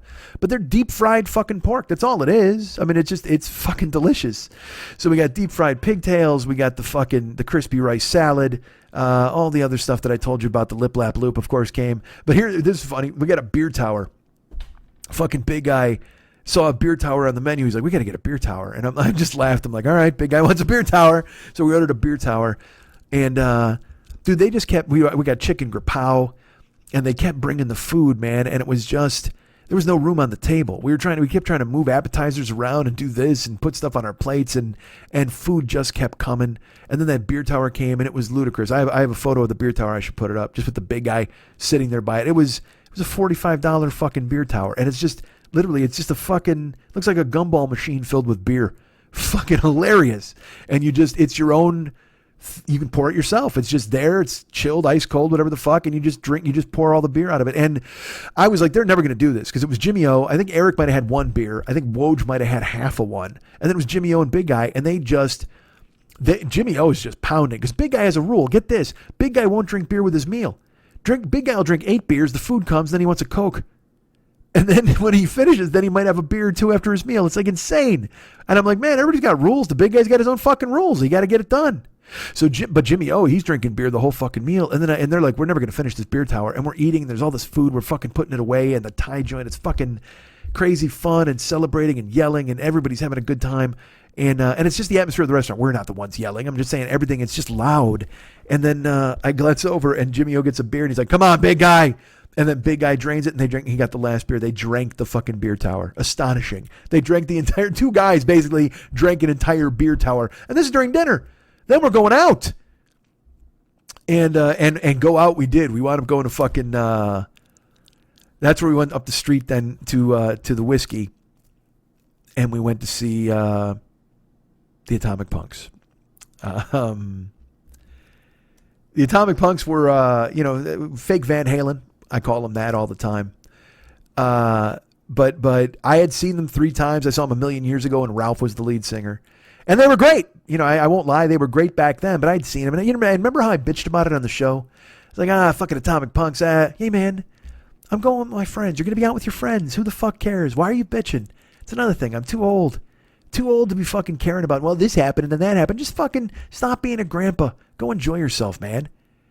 So we went down to the Whiskey, and, we went to see the Atomic Punks. We walked in the bar. There's like 4 other bands. We walk in. There's a band called Rocket on, and they were awful. They just, what a mess. They literally, like, if you had heard this noise in your yard, you'd throw a pitcher of hot water out the window. You know what I mean? Just fucking terrible. And they really had a vibe that they had won a high school talent show. I'm not even kidding. Just the music, she was out of key. There was a woman lead singer, and she was real young, and she's like, hey guys, we're Rocket. Oh, just no chops, no stage presence, just awful. And it's funny, because I didn't know what time the Punks went on. We were told 10:30. So we finished dinner, and we got over there around like 9:30. And Rocket it was on. I'm like, all right, we'll deal with Rocket. And then I actually walked over to the Viper Room because I wanted to get a shirt for fucking Mex. And I texted him photos. Mex is a fucking odd bird, man. I sent him photos from the Whiskey. Sent him the photo of, like, I sent him a clip of the band Rocket. And then I said, hey man, what size shirt do you wear? I sent him a thing, and he goes, don't give me a shirt. I don't want a shirt. And then I sent him another photo. He goes, look, you got to stop sending me photos from this, man. You're just triggering my anxiety. And I'm like, all right, cool. And that doesn't make him an odd bird. I mean, he just, if it triggers his anxiety, it does. So I stopped sending him photos. But I asked him if he wanted a shirt. He goes, no. He goes, but if you get over to the Viper Room, which is a block away. So I just walked over to the Viper Room, went and bought a shirt. A band there that Mex would have hated even more than Rocket. Walked back to the to see the Punks, and they're ready to go on at 10:30, right? And then they start breaking down the stage, and Lemo is coming up. They're like, Lemo is next, and it was like, I lean over to the guy. I go, aren't the Punks on at 10:30? He goes, no, Punks go on at 11:30. I'm like, son of a fucking bitch. Now we got to see another Rocket Part 2. So I'm up in the balcony with Dennis. And the other guys are finding their way. They're downstairs. They're in the pit, whatever. And then Lemo comes on.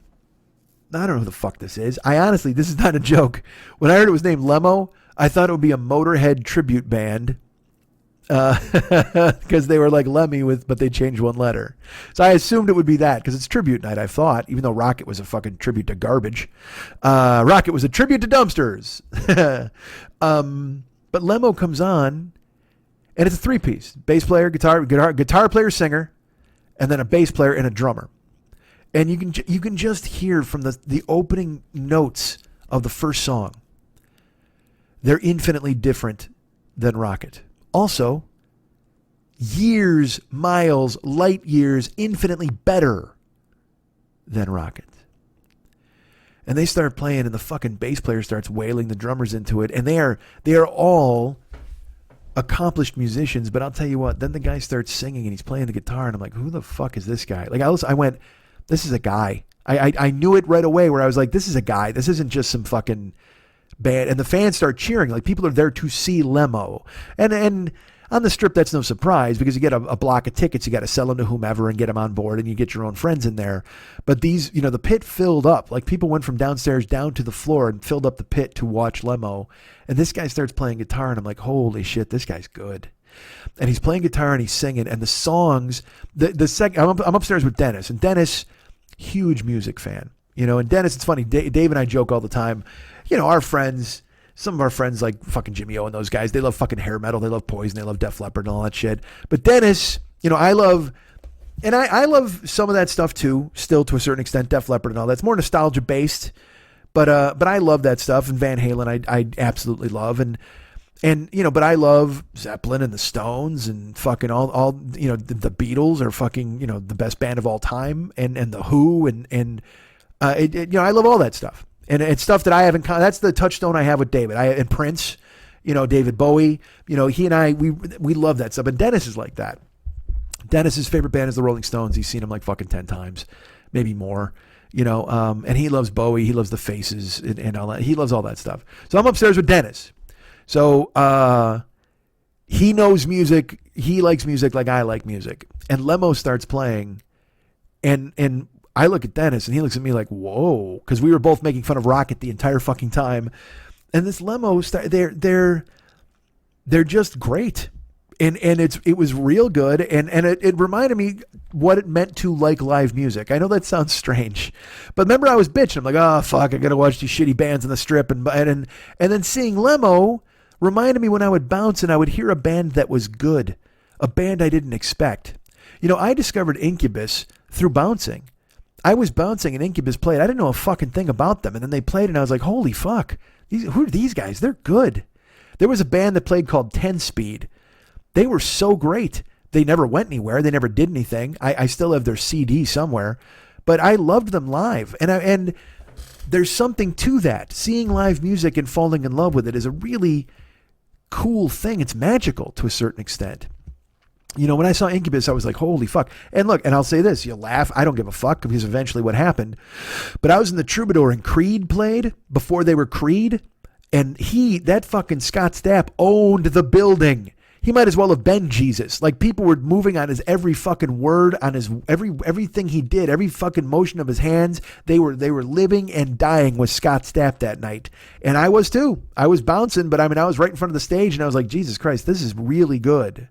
And then they had their run. That was just before their run, because this is in 97, probably early 98. You know what I mean? And then they go on their fucking run, and I'm like, Jesus Christ, because I didn't know a fucking thing about them.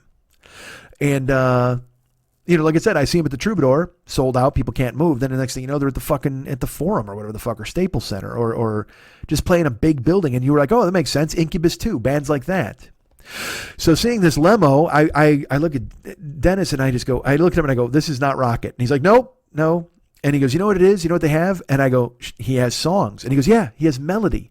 Like, you can hear right away that he has melody. He has structure. He knows it was music. It wasn't just a band playing. It was music. And so I Googled him. I'm sitting up top, and I Googled the guy, and I just Googled, it was funny, when I started typing in Lemo, of course, it does that predictive text, and Lemmy, and then I put in Lemo, and it comes up Michael Lemo guitar.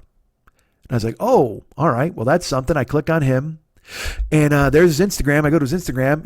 I think he's actually verified. He's officially, and I think he has over 100,000 followers on Instagram, or 75,000, something I can't remember. But it was a ridiculous number. And I was like, oh, this is a guy. So I started to scroll and I started to find, like, on Reddit and stuff, there are people who are like, because he works for a guitar place, and he does these videos every week where he shows you what to do and almost instructional things about how to play guitar, but it's essentially a commercial for this guitar place. And all these people were sharing the videos and going, this guy is good. This guy's amazing. Yeah, he breaks it down, he makes it easy, but also, it's not easy. Yeah, and I'm reading all these gearheads talking about him, and I'm like, wow, fuck. And I showed Dennis, I go, dude, this is a guy. Michael Lemo's a guy. And the rest of the set was fucking great. They were so good. It's a 3-piece, and they had a fucking wall of sound. Damn good. Loved them. Got to look them up. And the thing is, they're not on Spotify, which pissed me off, because then he's like, hey, you can buy our CD upstairs, which would be great, except no computers use CDs anymore. I have fucking, I literally have got this, my new computer doesn't have a CD drive, a disc drive. So there's nothing I can do. Your CD is great. I could skeet shoot it, but what the fuck, man? Put your stuff up for streaming or somewhere I can download it. That'd be great. But I get it. Like I said, I want to do another fucking CD, because why not? So, they were amazing. But then, we're waiting around for the Atomic Punks, and I made fun of it. You know where this is going. I made fun of them. And I said to you, I've seen them 3 times. There's no reason to do this. My friends are coming to town. What the fuck? But in reality, what better thing to see with all of your goofy friends you grew up with than a tribute band to a band that you grew up with? I mean, the Atomic Punks come out on stage, and I had told Matt, he's like, what are they going to do? And I go, all right. I said, I'll tell you what, there's 3 things they can open with. And Dennis is like, all right, what do you think? And I go, well, they can bitch out and open with You Really Got Me, just because it's instantly recognizable. Although this is a room of Van Halen people, so those people are going to know catalog. I said, they can open with Unchained, which makes sense because it'll fucking drive this room and just fucking get everybody pumped up immediately. I go, but what they should open with is On Fire. He's like, yeah. And I go, yeah. On Fire is what Van Halen opened with early on in their, They wound up opening with they opened with On Fire their first couple of tours, and then they opened with Romeo Delight after fucking Women and Children first came out. On the last tour they were opening with, Eddie opened with You Really Got Me sometimes. He opened with Unchained sometimes. They did a few different things. I said, but you know what? They should open with On Fire. And sure enough, man, they come walking on stage, they come walking downstairs, and then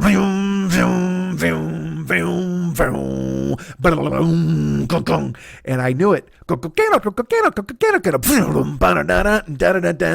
can't even. It's just, and I just grabbed Dennis by the neck and I go, On Fire. And turn your radios on. I'll appear right there. Yes, I will. They just turn me up real loud. I'm in your I'm taking chance now, baby. All right, never mind. It just fucking ripped. And like I said, I made fun of it here. I made fun of it there. I made fun of it with the guys. Dude, we fucking finished the Thai food. And we had 2 hours to kill. But even before, because our reservation was for 6:30. We finished dinner about 7:38. And like I said, the punks weren't going on until 10:30. A couple of us actually took an Uber back to the house. We played fucking euchre until 9:15, and then we got back in the Uber, and like I said, we got there about 9:30, thinking that, we'll just kill an hour, but there was fucking Rocket, whatever the fuck. But we played euchre, and then and while we were playing euchre, I'm like, we don't really need to go meet those guys, because some of the guys went to the show, and it was me, Woj, Dennis, and Big Guy. And I'm like, well, we could just stay here and let Jimmy O and Eric see the punks. We don't need to fucking make that scene, right? It was so stupid. It was just Eric. It was actually Eric with his friends, because he met some friends at a bar. And I was like, we don't need to go meet Eric to see the punks, do we? We could just fucking stay here and play euchre, couldn't we? Because I was having fun visiting my friends. But then we went down there, and thank God we did, man, because we saw Lemo, and then the punks came out. And the second the first note of On Fire hit, I was 13 fucking years old. And the whole fucking show was fantastic. They killed it. They got a new guy. Brian is the new David Lee Roth. And they just fucking shredded. It was beautiful. And it's funny, I'm not a musician. I put up some clips of it on the Joker's page, and Mex was like, hey, pick a key, fake Michael Anthony. And I'm like, I don't know the difference. I just know it was guys doing Van Halen songs and doing a pretty credible job of it, and the guitar player was fucking tearing it up. I will tell you this, the one thing he stepped on his dick on was the solo. He did Eruption, and he worked in a bunch of stuff, like snippets of stuff. He played Cathedral. He played Spanish Fly, which was pretty fucking cool. But the thing is, he did it all, he kind of did it fast. You know, Eddie's fast. Eddie's fast as fuck, but Eddie has feel. Eddie has tone. And in this guy's solo, he was trying too much fast flash and getting the stuff out. Even Cathedral was too fast. But the rest of the songs, they were fucking spot on. I mean, they fucking shredded it. He hit the solo spots, and it was fucking magic because it was fun. You know what I mean? It wasn't like they weren't changing the fucking world, but it was that thing where you're put in the time machine, you're sent back. And I was lucky enough to see Van Halen, twice, 3 times when they were with, early with Dave. Like I saw the 1984 tour and I saw the Diver Down tour. So I saw them at peak fucking Van Halen. So that's phenomenal. And then to see these guys come in and just, and he even says, the Brian guy who sounded like David Lee Roth even when he talked, which is fucking key. And he even went, he goes, hey man, I'm just going to remind you guys, we're just here keeping the music alive. We don't think we're Van Halen. We're not trying to be Van Halen. We're just letting you guys know that Van Halen exists and we love him and you love him too, don't you? And everybody's like, yeah. And he goes, all right, well, and he said the guy's name, Robert or whatever the fuck. And they just played Van Halen music. And funny, the guitar player's wearing the Eddie outfit from the fucking Panama video. He's got the fucking dice shirt and the fucking, the multicolored jeans and shit. It was just, and the Dave looked like Dave. You got up close, you saw how old he was from the balcony. You're like, man, this guy's pulling off the Dave. Then you get close and you're like, that is Brian. And that was fine. The fucking bass player had a funky Jack Daniels shirt on, I think. I mean, it was fun. It was, you know what it was? It was like if somebody was Van Halen for Halloween. It was fucking great. And I saw it with my friends, and then fucking Jimmy O and Craig, like finally at 1 a.m, they're like, we got to fucking get out of here. We're going to make a tombstone. I'm like, all right, go make some pizzas. So they go back, and then I go down to the pit. I went down, and Dennis went with them back to the house. So it's me, Woj, and Eric on the floor in the pit for the final 3 songs. And it was just fucking great to be that close, and the energy and the fun. And I got my arm around Dave. And unfortunately, Eric is singing in my ear, which is not good for anybody, but it was still fucking, it was just fucking a blast. It was so fun. God damn, I love fun. Don't you love fun? You know what's better than fun? Bitching about what you think won't be fun, and then it turns out to be fucking fun. That's the greatest thing of all time. Fuck, you give me $99 with a crab dip, a fucking bendy yoga chick who can stick her own elbow in her vagina, and a fucking fake Van Halen show? I'll have more fun than all you motherfuckers. You guys can get me at Mike@MikeSchmidtComedy.com. You guys can be my... That's all right. That seems like a good place to end, doesn't it? Is that okay? I don't know. It seems fine to me. You guys can get me at Mike@MikeSchmidtComedy.com. Please be my friend at Facebook.com/the40-year-old boy. You belong there, don't you? You belong next to me. Let's go. Let's surf the Zuckerberg wave till this whole fucking shithouse goes up in flames, baby. Look at the goat I'm holding in my finger like a cock. All right. So follow me on Twitter.com/the40-year-old boy. Friend me at Facebook.com/the40-year-old boy. I'm on Instagram. I'm on Snapchat. That's right. I lurk in both of those places. As I've mentioned on Instagram, I don't do a lot of commenting, as you've noticed, as I've said, but I do a lot of looking. That you've definitely noticed. Snapchat, I like weeks ago, I made a story up and someone was like, dude, I didn't even know you were alive, which was nice. Everybody's very nice. So follow me, Mike40YOB at Instagram and Snapchat. I'm there lurking and looking, so please be my friend. And Instagram, of course, like I said, I'm there, Mike40YOB. Did I say that already? I think I did. Well, I mean, I know I said Instagram, but did I say it a second ago? I don't know, man. I'm you know what? I'm nothing if not puzzling. Our good friend Ryan Dirks does the web stuff for this show. At least he does when I call him and ask him to. It's not like he's doing it all the time. What if he was? What if he just tapped in like a hive mind? He was like the precogs in fucking Minority Report. I just got him laying in a pool of fucking ooze, waiting to fucking update my page. You can find him at Facebook.com/Ryan Dirks and tell him he's cool. Why wouldn't you do that, right? That just seems like a nice thing to do for people. Send him a goddamn hug. What's wrong with you? You know what? Venmo him $5. Everybody do that. Don't! No, send me the money. I need money. And our good friend David Hernandez does all the artwork and I'm drawing it out. Oh, the music. That's what he does. He does the artwork and the music for this show. He's the best. You can find him on several different places. You know what? First you want to do, here's where it all starts. This is David headquarters. This is ground zero for our friend David. Facebook.com/David Mex Hernandez. He's there lurking and looking, just like I said I was doing on other social media sites. He's always there. Be his friend. Why not? And while you're there, go through his photos and look, all of his artwork that he's done for my page, certainly, for the Westside 86 Jokers page. Hold on. Which is the, goddamn, it's just, a ghost just fucked me in the mouth. I don't like that. Damn you, Diane. The Westside 86 Jokers page. He does artwork for that. Join that too. That's a fan club. We could use you. We need fans, right? Go ahead and step up, man. Be a fucking fan. What's wrong with you? Well, how dare you? How dare you listen to the show and not be in the fan club? And I know, because I know the numbers of people in the fan club, and I know the number of people that listen to this fucking show, and it's woeful. The ratio is woeful. You fucking woeful ratioers. Although I know there's some people who don't use Facebook because they're just like, Zuckerberg's a cunt, and I'm like, I don't blame you. That's fine. Exactly. I just picture that guy dressing up at night in like a cape and running around carving a Z and like fabulous artworks in his house because he's rich and fucking bored. So David Hernandez, Facebook.com/David Mex Hernandez. Go find him there. Look at his photos and see all the cool stuff he's done. And also, if here's the thing you can do. He's got a closed group, like a girls group. He's got a closed group, like a closed group. You can find it. It's called This Is Dumb, That's Dumb, You're Dumb, I'm Dumb. And you can become his friend there. Now, first of all, you got to ask to join. You can't just mosey in. There's no swinging saloon doors on this fucking club, baby. It's locked down tight. It's like Get Smart, baby. You got to get in a phone booth. You got to fall down. You got to answer 3 fucking questions, and there's a goat. So do that though. But you want to join. That's the deal. Because then you get in there, and there's fucking Ground Beef Greg. He's there lurking and having a good time. And Slumpus McGrumpus, we've talked about him. He's certainly involved. All these characters, these are characters that Mex has invented and painted. Little Stitchy, I think he's there, or Hitchy Magoo, whatever the fuck his name is, he's there. All of these characters are fantastic, and everybody loves them, and they're so good. You know what, folks? I dare say they're sweeping the nation. That's what I say right now. That's what I dare say it. I dare say to you that Slumpus McGrumpus, catch the Slumpus McGrumpus wave. Why wouldn't you do that? And fucking Hot Nipples Nicole, or whatever the fuck her name is, and her see-through fucking chamois. See-through chamois. It was Hot Tits Tina. That's what it was. Hot Tits Tina and her see-through chamois.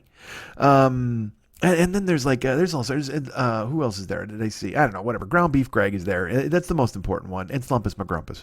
And Hot Tits Tina and her see-through chamois. These all exist. So please, if you want to see them, if you don't want to just hear me talk about them, if you're like, if I've piqued your curiosity at all, if you're like, what the fuck is a Hot Tits Tina and what is a see-through chamois? And holy fuck, what's a Slumpus McGrumpus? Then you need to go ahead and join the This Is Dumb, That's Dumb, You're Dumb, I'm Dumb group. It's available right now on Facebook. Our good friend David Hernandez is the king. You got to send him a note. He'll send you 3 questions. You answer those questions, and then boom, you're in there. You're swimming around with the rest of the people, all the other cool kids. All the other kids with their pumped up kicks. They're all in there right now. Isn't that a song about guns, right? It's like hidden under like a totally fucking awesome catchy tune, but it turns out it's really about like school shootings or something. You Trojan horse motherfuckers, how dare you? I don't know who does that. I don't know who does that song. I almost said MC Escher. I'm not joking. I was gonna name a fake rap band, and I almost said MC Escher. You remember him, painter of crazy stairs, according to our friend Stewie? All right, here's the thing. David exists. Facebook.com/David Mex Hernandez. Also, he's got a website. That's right. He does have a website. You can check that out. artbydmh.com. And if you want to go there, you'll check out a lot of the corporate stuff that he does. And I know you're thinking to yourself, well, why do I got to check out all these photos, these paintings, these characters, all of this corporate nonsense? Well, here's why. Because the man's for hire. The man is ready to fucking paint things for you, goddammit. He's got macaroni and glue at the ready. He'll make you a fucking Christmas ornament with his own 2nd grade picture on it with a gigantic fucking afro. Why wouldn't you want that in your fucking house? So hire the man. Do that. Go check out all of his sites, all of his cool-ass stuff. As I've mentioned, Facebook.com/David Mex Hernandez. That's important. That's the ground zero. That's right where you go. That's where you'll find him lurking. That's his evil lair, if you will. And from that, all other things spring. Like, This Is Dumb, That's Dumb, You're Dumb, I'm Dumb. And also his website, which I've mentioned. You really need to go check it out. Because if you want to see Valscapes, you want to see Guy Cons, you want to see some of the hardcore work he put in when he was working for one of the biggest advertising agencies in the goddamn world, you want to go ahead and check out his website. That's artbydmh.com, artbydmh.com. Ladies and gentlemen, with a phrase from the past of the 40-year-old boy, Mr. Tony Bennett. I don't care if her vagina has a best side 'cause I'm going in the front way.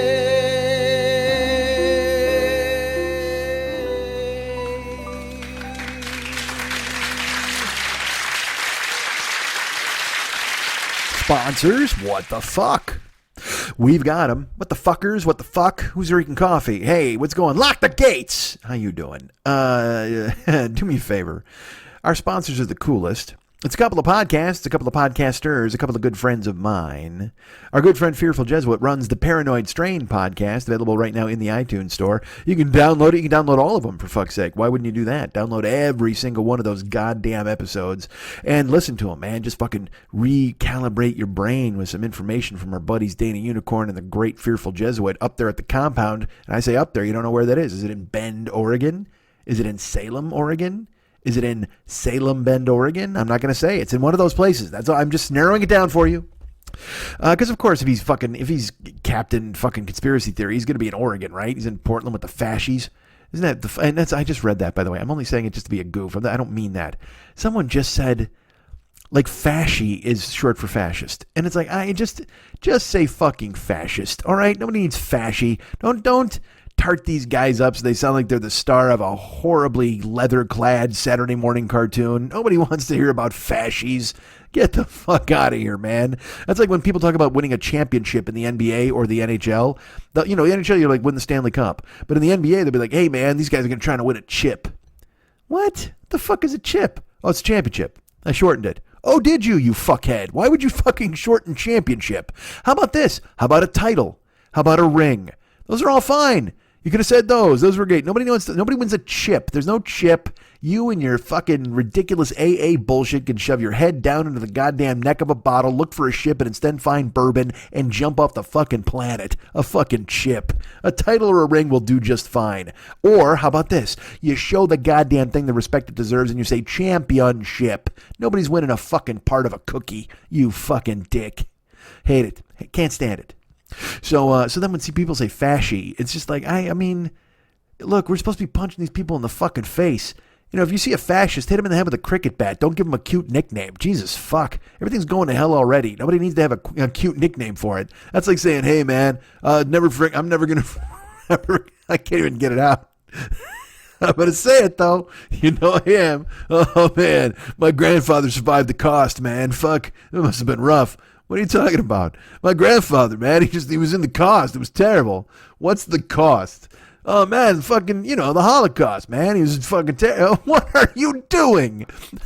Show the Holocaust the respect it deserves, the fear and the loathing it deserves, and say the full word. Your grandpa didn't survive the cost. I got news for you. If you said that to your grandpa, he would hit you so fucking hard with his arm that the fucking tattooed number on his wrist would be embedded in your forehead. Fuck off, the cost. Fascies, the chip. You fucking dicks. There's language, man. Get a thesaurus and a fucking dictionary. I don't know why I'm mad at you, but I am. Listen to me. And I'm going to tell you this right fucking now. If anybody ever asks you what you see in this show, you'd better play that clip of me talking about the number, the wrist, and the forehead. Which, by the way, is much better than the Lion, the Witch, and the Wardrobe. But the number, the wrist, and the forehead... And I'll be honest with you, I don't usually the name of the show comes before the plugs. Fuck you. The number, the wrist, and the forehead is the name of this fucking show. Hold tight. Let me write down the time code so I do not forget it. I know I'm blowing the whole fucking thing for you right now. You're like, oh, this is how Mike does it. Yes, this is how Mike does it. The number, the wrist, and the forehead. If anybody ever asks you what you see in this show, tell them, well, I don't know, on the fly, because he was fucking mad at people for shorting championship to chip, he made this up, and just play them the clip and see all the color drain out of their fucking face. I am fucking great. I mean, seriously, dudes, you have no fucking clue. I mean, this is my year, 2020. I gotta bring that shit to the masses, right? Isn't that the thing that gets me carried off on shoulders? The number, the wrist, and the forehead? And then to tag it immediately with the Lion, the Witch, and the Wardrobe? Jesus, and look, nobody wants to hear me jerk off, but right now, you gotta listen to me jerk off, because holy shit, was that a home run. You ever see Jose Bautista hit a fucking home run and then flip the bat in the playoffs against the Texas Rangers? Rangers, find it. Just Google it. Just Google Bautista bat flip Rangers playoffs and watch it. Because it's the greatest bat flip in the history of baseball. And he literally jacks it and he throws the fucking bat in the air and he stares at the pitcher. And it is, I use it as a response on Twitter. Like if somebody really nails something, I just send them that GIF because it is a fucking crusher. And that right there, the fucking, the number, the wrist and the forehead, and then tying it into the Lion, the Witch, and the Wardrobe. That is your Jose Bautista bat flip GIF of fucking podcasting. Step the fuck off, Gigantor. Nobody wants a piece of me. Wild, Wild West, motherfuckers. Who wants some? Fearful Jesuit runs a podcast. He and Dana Unicorn are sitting locked and loaded in a closet somewhere, talking about things that need to be talked about, things like conspiracy theories. Actually, that's all they talk about is conspiracy theories. He sent me the new episode. I'm looking forward to listening to it. I have not had a chance yet because it's the holidays and I've got other stuff going on. Look, I'm very busy. Don't ask me. Don't step off my dick. Don't ask me what I'm fucking doing. But right now, you can download all the episodes of his podcast. The Paranoid Strain podcast is available in the iTunes store right now. Listen to it and say you love it. And do me a favor. Well, you'll love it. You won't have to say it. You'll know you love it. And then in the iTunes store, you can leave a review telling him how much you love it and telling him you heard about it from us. That'd be fantastic, please. It would really help me out and make him think that I'm a hitter and keep him on board with the sponsoring. With the sponsoring and the podcasting and the Dana-ing Unicorn lady. So please do that. Tell him that he's the best and tell him that I said that he's the best. And you listened to the show and you thought he was the best. Just tell him he's the fucking best. That's all that matters. But that show exists right now. The newest one, or the latest one, I should say, the one that you'll get now is about anti-vaxxers. Anti-vaxxers. Anti-vaxxers. By the way, I'll be spending Thanksgiving with my anti-vaxxer tomorrow. And, tomorrow. Well, it is Wednesday. Yeah, tomorrow. You're listening today, which is Thursday. But today's Wednesday, so you know what? Fuck you. It works. So that's the show right now. Go listen to the Anti-Vaxxer show. Download it. Tell him he's great. And also write him. ParanoidStrain@gmail.com. ParanoidStrain@gmail.com. He's available and waiting, ready to write you a fucking note, ready to tell you thank you for whatever the fuck you've done. Any listening, any service to your country, whatever you've done. He wants to thank you, and he'll do so if you write him. Please do.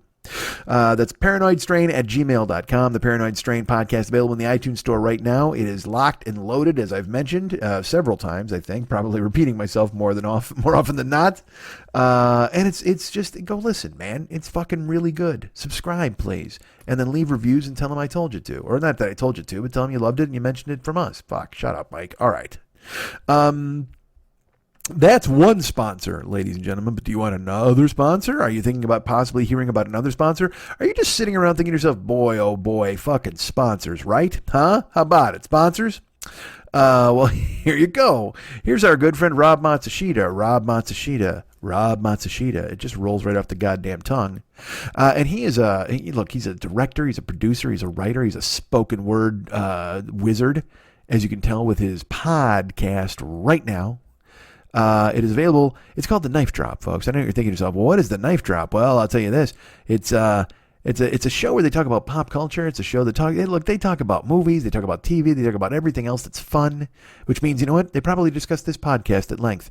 I'll tell you this right now. I don't know what they're talking about this week, but if they don't talk about the number, the wrist, and the forehead, they are missing a hot opportunity. Because I have just turned over the world of podcasting. I've turned it upside down, mind you. I've grabbed the world of podcasting by its ankles. I've turned it upside down, and I'm shaking all of its change out of its pockets, and then taking it and going to buy myself an orange fucking Julius, you dicks.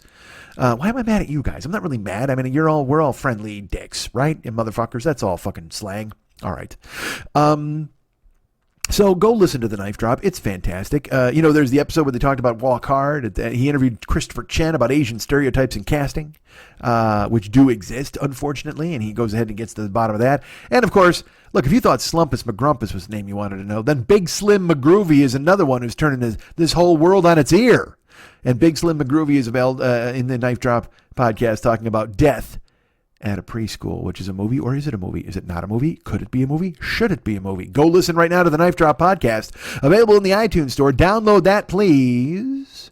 and leave a note, leave a review in the iTunes store going, hey, man, why don't you leave me alone? I said, hey, man, just go ahead and leave a fucking review that says you love it.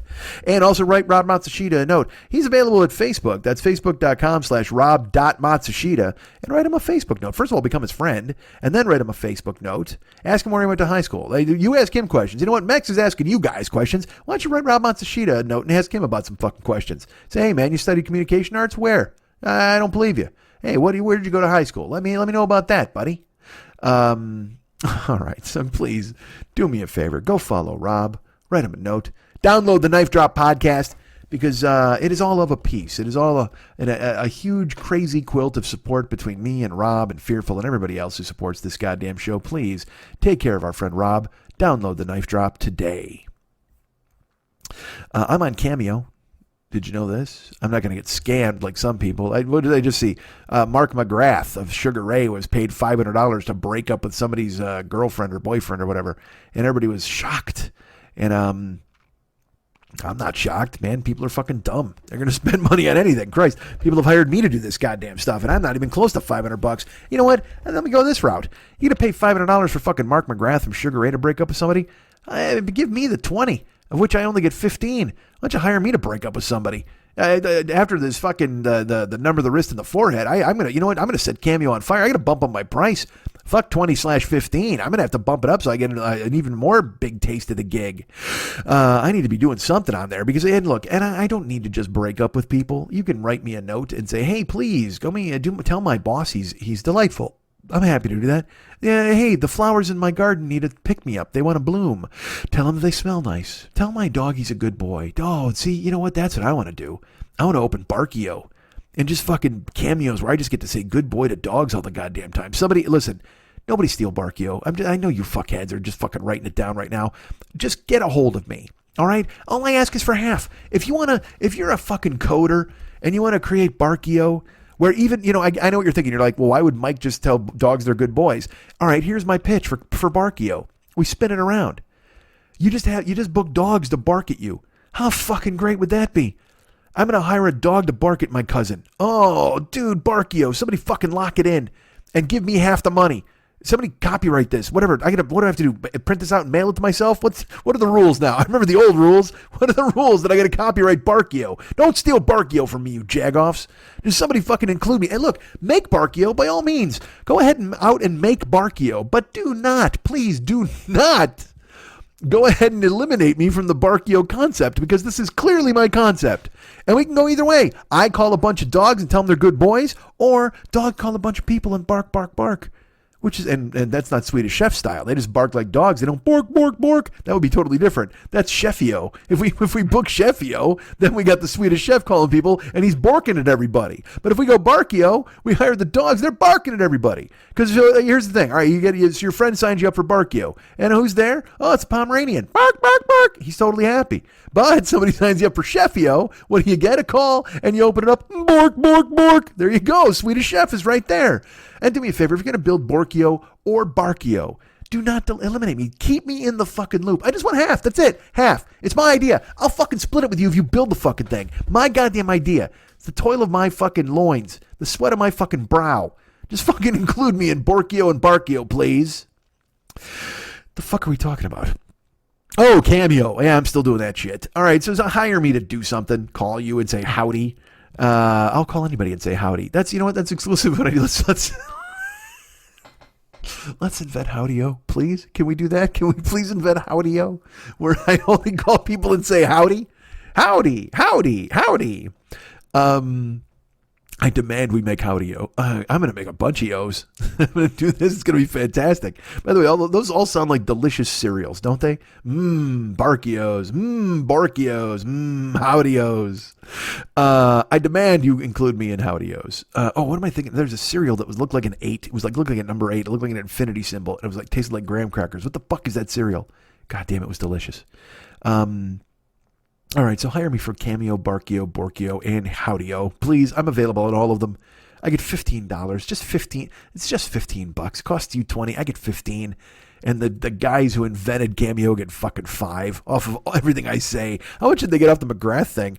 You got to figure if they're taking a fourth of what I made, they got to take a fourth of that. So 4 and a 5, 1, 2, and then 5. So they get $1.25 out of that goddamn thing. Holy Jesus! All right.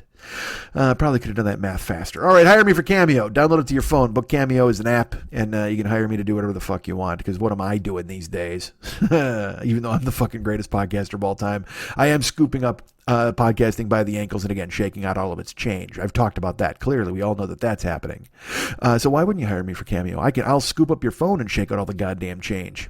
All the hope and change. Is there any hope left in your phone? I'll squeeze that the fuck out. That'll be hope and change lying all over the goddamn ground, baby.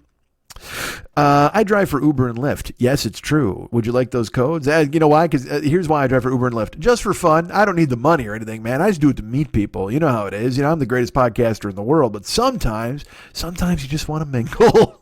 I couldn't even say it. Uber and Lyft exist. Use my codes. For Lyft, it is all caps. Mike 720057. That's MIKE 720057. Use that if you're a first-time rider, and guess what? I get a fucking ride. What a fucking waste. What a bunch of humps over there. But if you use it to become a driver, I get a bonus depending on where you drive. If you're driving in Bend, Oregon, or Salem, Oregon, or Salem, Bend, Oregon, where our fucking fearful Jesuit buddy is, then I'll get nothing. But if you do it in Los Angeles, look at me getting fucking $500 for the first 100 rides you do. God damn, somebody fucking sign up already before this whole house of cards crumbles. But that's Lyft. Mike 720057. Uber, the code is different. It's all lowercase as far as I know. DJZW1YTTUE. That's DJZW1YTTUE. Please go ahead and sign up. If you're a first-time rider, use my code for Uber, and then just fucking get me a ride for no reason. But if you want to be a driver, then use my code for Uber and drive, and make me all the cash in the goddamn world. We have a Twitch channel. You're damn right we do. It's twitch.com/Mike40Y. The 40-year-old boy. I don't fucking know. I'm on Twitch. Just Google Twitch, the 40-year-old boy. My channel will come up. Follow the channel. Subscribe to the channel. You can throw me a couple of bucks. If you're an Amazon Prime subscriber, it doesn't cost you anything, man. You get a free Twitch subscription that you can use, so you can actually throw that my way. I get $5. That makes it for the shortfall from the Cameo dicks. So I'll get that $5. So here's the thing: you hire me for a Cameo, you pay $20, and I only get $15. But then you throw me your free Amazon Twitch Prime. Ooh, my mouth is, there's actually smoke coming out of my mouth. I'm fucking flying through this goddamn thing. Then that's $5 that I make up on the back end. Look at you taking care of me, making sure that I'm made whole, as they say in corporate parlance. So go ahead and hire me for Twitch. Or no, don't hire me for Twitch. Come and watch me on Twitch. I play games. I'm not there. Well, today's Wednesday. I'm not there, but you don't care because I'm recording this today. But tomorrow is Tuesday. Or no, it's Thursday. Shit. It's Thanksgiving. I'm not playing again tomorrow. I may show up Friday. At least for an hour or two. And it might be just a chat. It could be me, playing a game. Could be horse opera. Could be me playing Red Dead Redemption. And I have an idea. I'm going to start a new game next week, which will be Monday the 1st. We'll see. I don't know. I'm trying to make it happen. But the point is, go ahead and follow me on Twitch. And again, if you follow or subscribe, that'd be great. Again, you give me some dough, that'd be fine. If you wanted to use the Amazon Prime, I would love it. But find my Twitch channel, follow and subscribe, and watch me play games. And if you think I'm great now, imagine what it's like if you get to look at me while I'm talking. Oh, man, gaze into these empty black eyes like a doll's eyes. Go ahead and stare right into them and see where my soul went. All right. You know what, folks? I have a YouTube channel as well. That's right. Go ahead and sign up for my YouTube channel. Please follow it. There's more things to come. There's all sorts of things, reviews, movies, and me eating candy bars that I shouldn't eat and telling you what they taste like and possibly weird chips. Who knows? I'm just going to fall in and do what everybody else is fucking doing there. I'm going to either that or I'm going to tell you, I'm going to talk politics. Oh, won't that be interesting? Oh, what if I had a political fucking YouTube channel? The people who do that do it well, but I'm saying, what if I just wandered into that swamp? Hey, here's the thing about zoning laws. Shut the fuck up, Gramps. Nobody fucking wants to hear you on YouTube rattling your fucking cup, looking for nickels while you talk about, well, here's why socialism should take a shut up. Nobody cares about you and politics. And by you, I mean me, of course. Nobody wants to hear me talk about that. I just did a Holocaust joke a second ago. I shortened the Holocaust with a fucking apostrophe in front of it like ma'am. I know ma'am, the apostrophe's in the middle. Shut the fuck up. All right. please, YouTube, it's great. I have a channel. Go subscribe to it. It would make me very happy. And here's the thing, I may wind up streaming games on YouTube eventually. You know why? Because one guy asked me about it. That's how I handle my business these days. One guy's like, hey, ever think about doing this? And I'm like, why not? What the fuck else am I doing? That sounds like a great plan. Sure. So Paranoid Strain, why am I talking about them again? Jesus, see, that's how my brain works. So go there, please, and sign up for my YouTube channel and find me because I'm great. I have a Patreon as well if you want to donate to that and become a patron. And after this fucking show, I don't know why you wouldn't. I mean, you hear me talking about fucking a woman who looks like a pile of limbs. Jesus God, I'm the fucking king. I talked about a woman locked her ankles behind her head and how it goes, how it goes from strip show to like danger in an instant. There's a lot of funny in this show. You know what? I'm going to take next week off just because this show is so fucking good. You got to listen to it twice. Listen to this show now, and then next week re-listen to it and just go, God damn, that was a great show last week. But holy shit, is it even better? This show's like fucking spaghetti sauce. It's fucking great now, but you throw it in the fridge for a week and you eat it next week. Holy fuck, will this be good? It gets a chance to blend, man. It gets the flavors get to all mix into one another. This is the fucking spaghetti sauce of podcasts. Throw it in the fridge. Listen in a week. It's going to be delicious. What the fuck else? Patreon. So I'm on Patreon, patreon.com/the40year-old boy. Find me on there, please. Or just Google Patreon, the 40-year-old boy, and support this fucking show, man. I deserve it. It's not even like I need it anymore. I fucking deserve it. I've done this show we're in the 12th year, you fucks, and I'm still talking into a microphone at a desk. Look at me. I'm not letting Pod Fade get me. I mean, granted, the show comes out on Thursday or Thursday night or Friday or whatever the fuck sometimes. But I mean, that's a small price to pay for this kind of wizardly genius. For the fucking Jose Batista of podcasting GIFs. This is a bat flip. This show's a goddamn bat flip. Who wants some? All right, so please follow my Patreon and give money to it. That'd be cool. I'd love it. Love seems strong. I'd be thoroughly happy. Please do that. And also, here's the thing you can do. I have a SoFi account. What? Yes, I do. It's a money market type account. I don't know fuck all about this kind of stuff, but I do know that the people who are signing up with me are getting $50 referral fees. Here's the deal, man. You use my link. Okay. And then, and you open your own SoFi account with $100. And then you get your own referral link, and I get $50 from you signing up, and then you can use your referral link to, like, your sister, and she signs up, and you get $50. It's fucking amazing. You get $50 for signing up. You get $50 for giving me a fucking jingle jangle. I mean, why wouldn't you fucking do any of this? SoFi is available right now, and the link is on the Facebook page. I should really find the fucking... Hold on. Let me try to see if I can find the link. I don't know if I can or I cannot. I don't know. Hold on. Where is SoFi? Here it is. It's right here. Let's see if they'll let me do this. Does it come up? Is the link there? That would be cool if it was. Hold on. I'm trying to see. Hold on. This is bad. I can't. God damn it. Where's the link? All right. Yeah, this is good podcasting. By the way, I was great a second ago. Now I suck. I completely suck at podcasting. The point is I have a SoFi thing. It's now $25. Hold on, it's been changed. I'm glad I checked this out. It's now $25 for you. I don't know if it's $25 for me. I haven't gotten a note. But you will get $25 when you fund your account with at least $100. So wouldn't you want $25? If you'd done it 2 weeks ago, you would have got $50, you lazy fuck. So go ahead and do it now and get $25. There are plenty of people who've done it, and they've all received their dough, and it makes me very happy to say that they were supporters, and it helped me out, and I hope it helps you out as well, folks. So go ahead and sign up for my SoFi. I'll send you the link. The link is right now on my Facebook, the fan club page. I know if you don't use Facebook, I should tweet it too, but that just feels stupid and desperate. So contact me if you want the SoFi link, and I'll give it to you, or go to the Facebook page or whatever the fuck. But it exists, and it belongs there. Please, I say. We have Amazon, a link. Oh, that's available. You can use that. I don't need to give you a link for that. You just go to MikeSchmidtComedy.com, go to the merchandise page, click on through to the other side like our friend Jim Morrison told you to do, and then you'll be there lurking on the merchandise page, and there's the Amazon link. Click on that, and then you're shopping. Hey, you're shopping. And you were going to go to Amazon anyway. And this is really important because Black Friday is in 2 days. So you should definitely use this on Black Friday. You're going to be buying Amazon stuff anyway, right? So go ahead and use my fucking link. It costs you nothing extra. It costs you 10 seconds to find the link. Go to my page, go to the fucking merchandise page, click on the Amazon link, and you're shopping, and I get a taste of it. Thank you for supporting the show. Black Friday is a very big day for us. Thank you for thinking of us. Also, Digital Monday, where the fuck is coming up. We'll talk about that later. Cyber Monday, is that what it is? I don't know what it is. But Black Friday is very important. Cyber Monday also important. All these dates are very, you know what, just use it every fucking day. Use the Amazon link every time you use Amazon. Just have it queued up. Go to the MikeSchmidtComedy.com website, go to merchandise page, click on the Amazon link. You're shopping. It costs you nothing but time, and then I get a taste of it. It helps this show continue. Thank you. We get money, they get money, you get stuff. Again, a perfect symbiotic relationship. We get money, they get money, you get stuff. Why the fuck wouldn't you do it? I'm starting a mailing list again. Thank you to everybody who's responded. You've gone on the mailing list. I have not written a newsletter yet, so don't think that it's gone out, but you will be getting a newsletter shortly.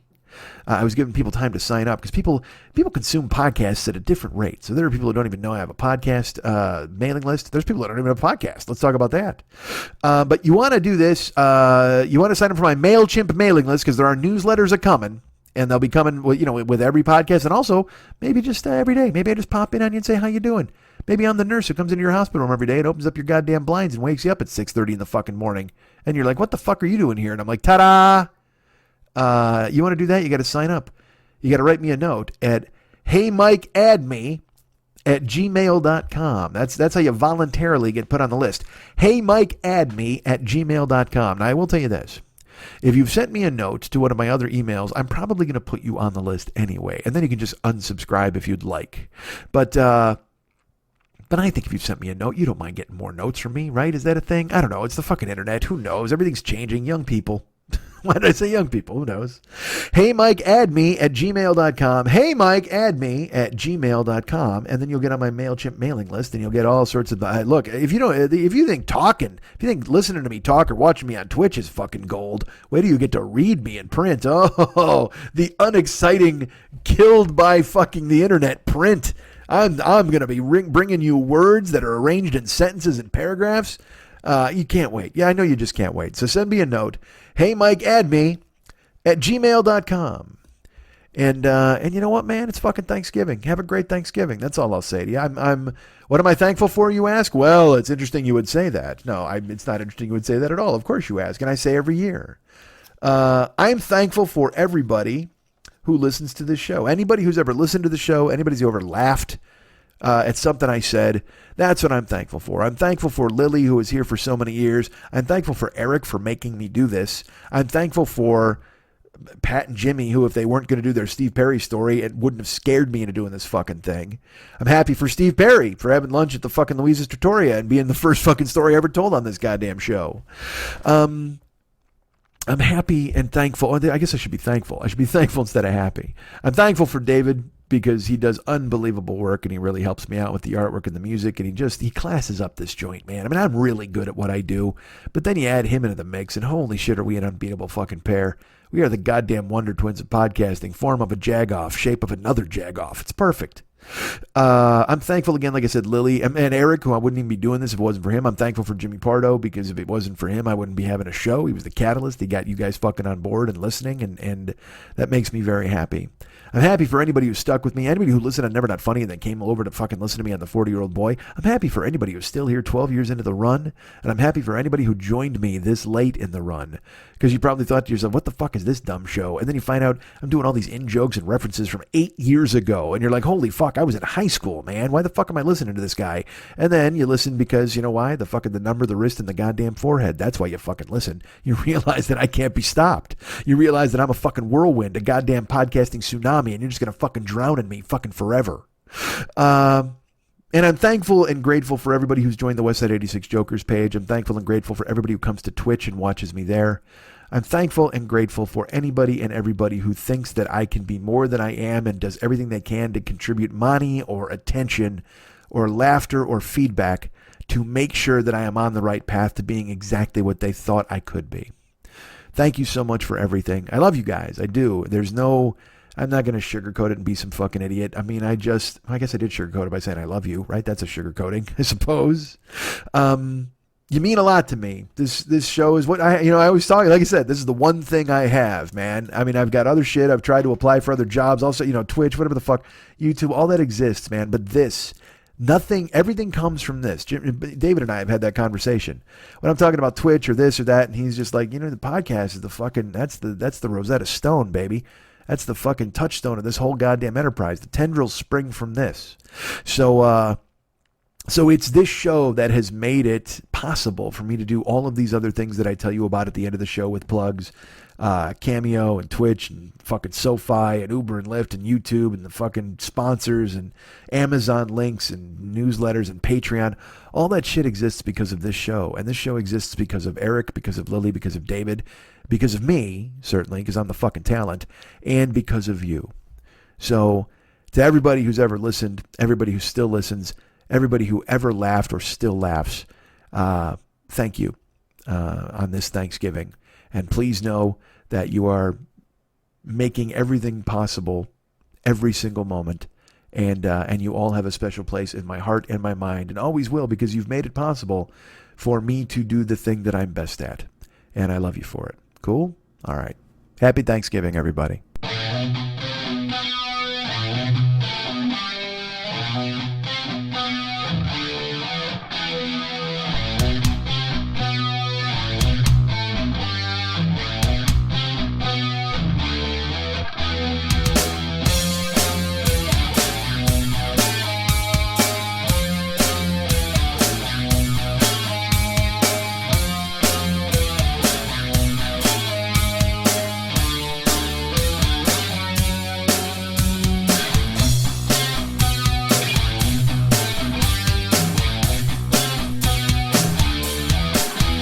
If there's anything I like more than me, it's people who like me. I love me, but if you love me, I love you. 'Cause you know why, we both love me. How great am I? Let's talk about that for a while. And by a while, I mean forever.